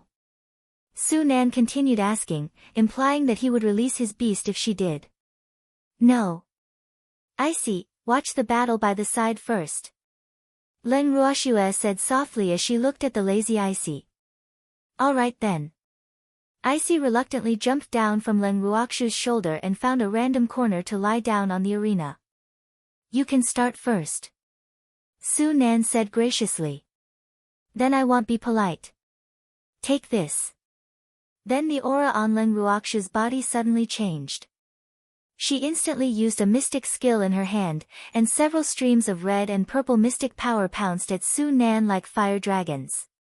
When Su Nan saw the raging fire dragons, he hurriedly used a water attribute mystic skill, the water curtain skill known for its defense.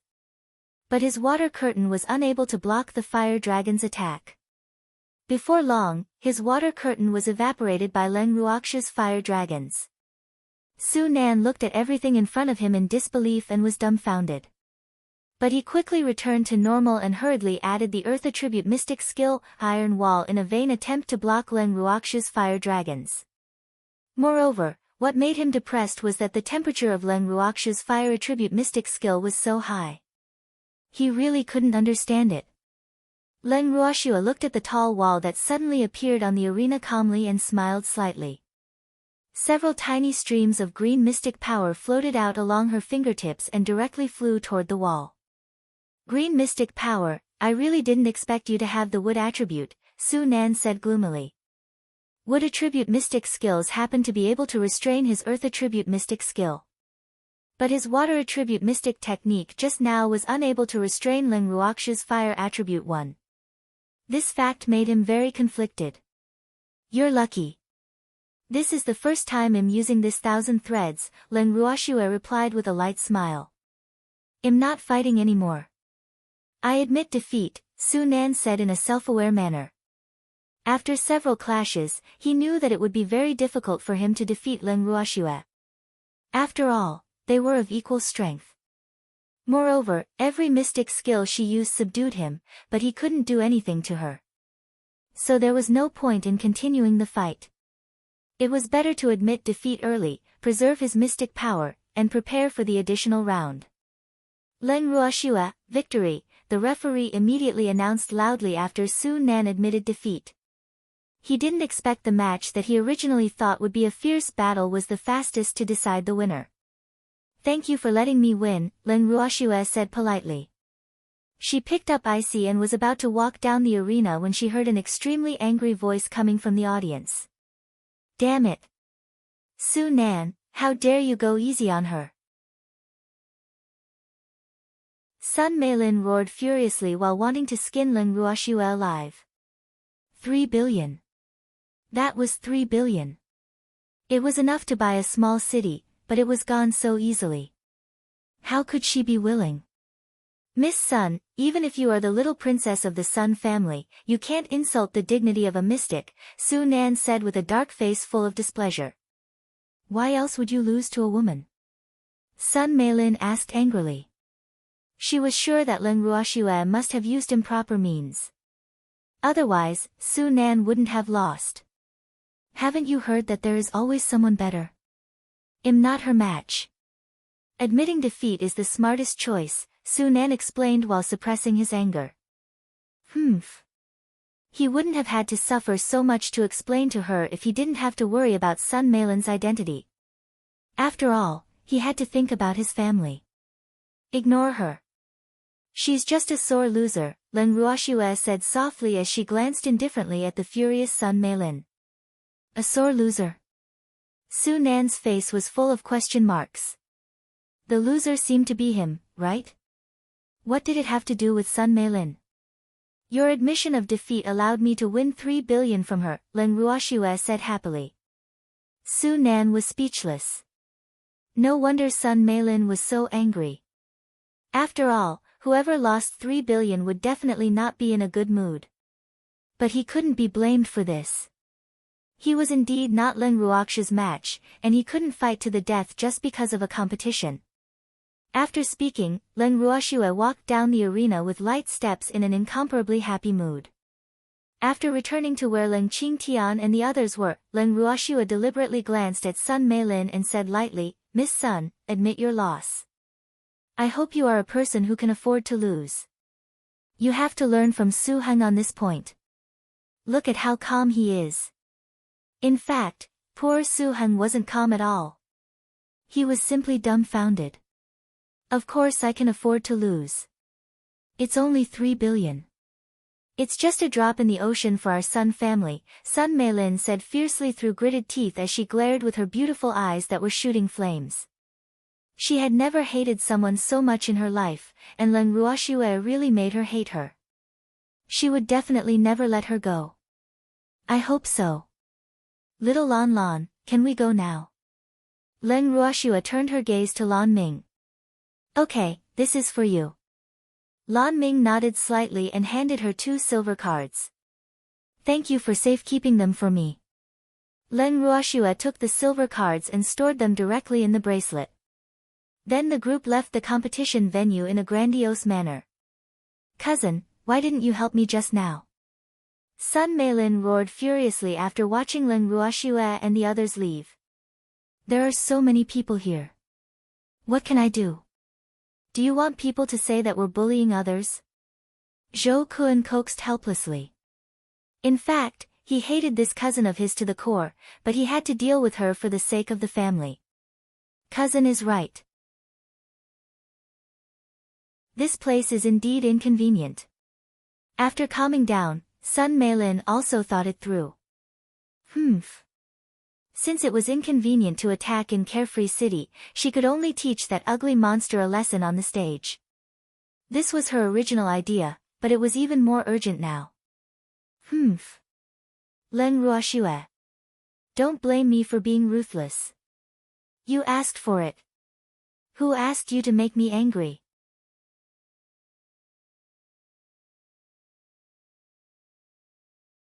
Chapter 385, Len Ruoxue vs. Su Nan, 2. After leaving the venue, Len Ruoxue and the others returned to their residence. Little Snowy, you have to be careful. Sun Meilin probably won't let you go, Lan Ming nagged like an old mother as everyone gathered in the living room. She originally didn't intend to let me go anyway, right? Len Ruoxue said with a disapproving smile. There was no need to worry about debts. The Sun family seemed to have the most affinity with her since she came to the Boundless Heaven continent. Windless City involved the Sun family, and now that she came to Carefree City, she was actually entangled with the Sun family. Alas! In fact, she was also quite depressed. Her current strength was too low after all. Yes, Icy said before Lan Ming could answer, shaking his head non-stop.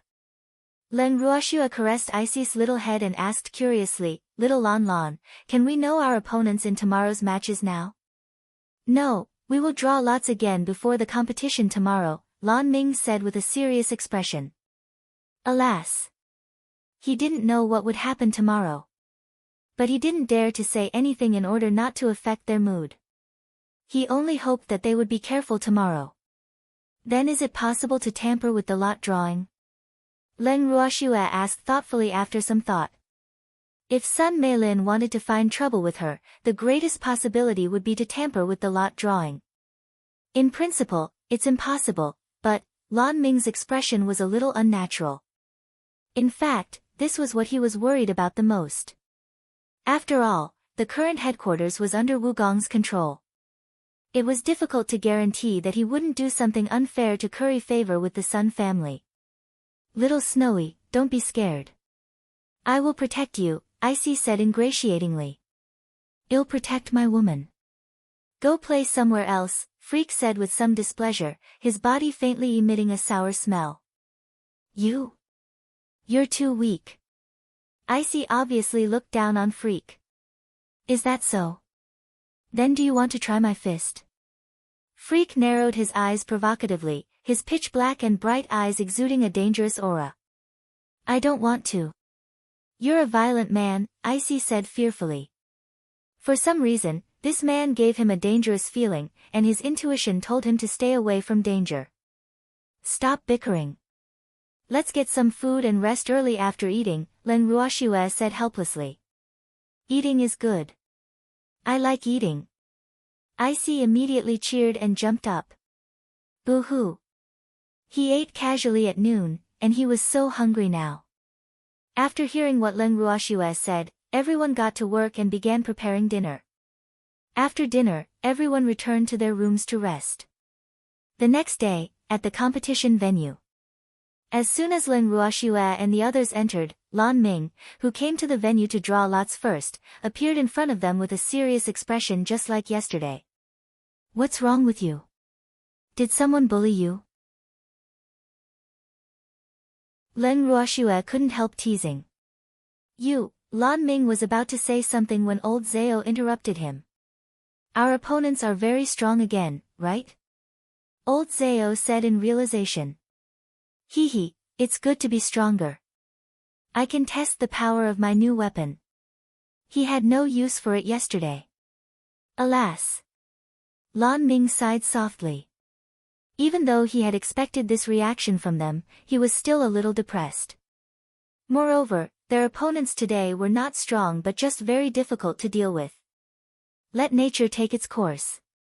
Len Ruoxue only said 5 words before pulling Freak to where they were yesterday. Ling Qingtian and the others naturally followed closely behind. Lan Ming was stunned for 2 seconds and hurriedly followed.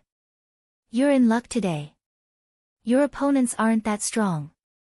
Sun Meilin's voice sounded from the seats nearby just as Ling Ruoxue and the others sat down. Is that so?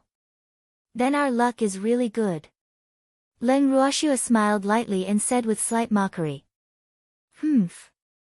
Would Lan Ming have that heavy expression if our opponents were really not powerful? Only a ghost would believe her. Of course you're lucky. Even I envy you. Sun Meilin seemed to be in a good mood. What a pity. Luck isn't something to be envious about. Ling Ruoxue's tone was very calm. She turned her head to the other side and couldn't be bothered to talk with her anymore. Soon, the host of the competition went on stage. After some encouraging words, he announced the start of the day's competition. Today was the second day of the mystic competition. After yesterday, nearly 1,000 mystics entered the next round. After the competition officially began, the atmosphere in the venue rose rapidly, and it was actually even more enthusiastic than yesterday. There seemed to be more spectators today than yesterday. Ling Ruoxue asked curiously while looking at the dense crowd in the audience. The competition venue was very spacious and had many seats, enough to accommodate tens of thousands of people. But because it was the first day of the competition yesterday, only about half of the audience seats were occupied. Almost 2/3 were occupied today, and every spectator that could enter the venue had to be a mystic. Isn't this all because of you? Lan Ming teased. What does it have to do with us? Ling Ruoxue was puzzled, her face full of question marks. A considerable number of mystics came today for your dragons. On the boundless heaven continent, almost no one can contract with dragons. So, do you think it has anything to do with you? Lan Ming raised his straight eyebrows. Seems like it's really because of us, Ling Ruoxue said helplessly. No wonder she felt that those people were looking at them strangely. So it was for their dragons. Yes. By the way, our matches today are closer to the front. Lan Ming looked at everyone. That's great. We can go back early today, old Zhao said happily. The competition of the Mystic Association headquarters was really too boring. He wouldn't have participated if it wasn't for the money. Then let's end this quickly today. Ling Ruoxue nodded. Little Snowy, your opponents today might not be as strong as yesterday's, but those few people are very difficult to deal with. Moreover, they don't have a good reputation among mystics, and they often use despicable means, so be careful. Lan Ming reminded worriedly, his 2 straight eyebrows almost furrowing together, you're tuning in to the Blissful Bookshelf YouTube channel. We're so grateful for your support and don't forget to subscribe to join us on this incredible journey through captivating stories. Your generosity through donations truly makes a world of difference, as it's the primary source of revenue that allows me to expand and enhance this channel for you. Thank you from the bottom of my heart for being a part of this adventure.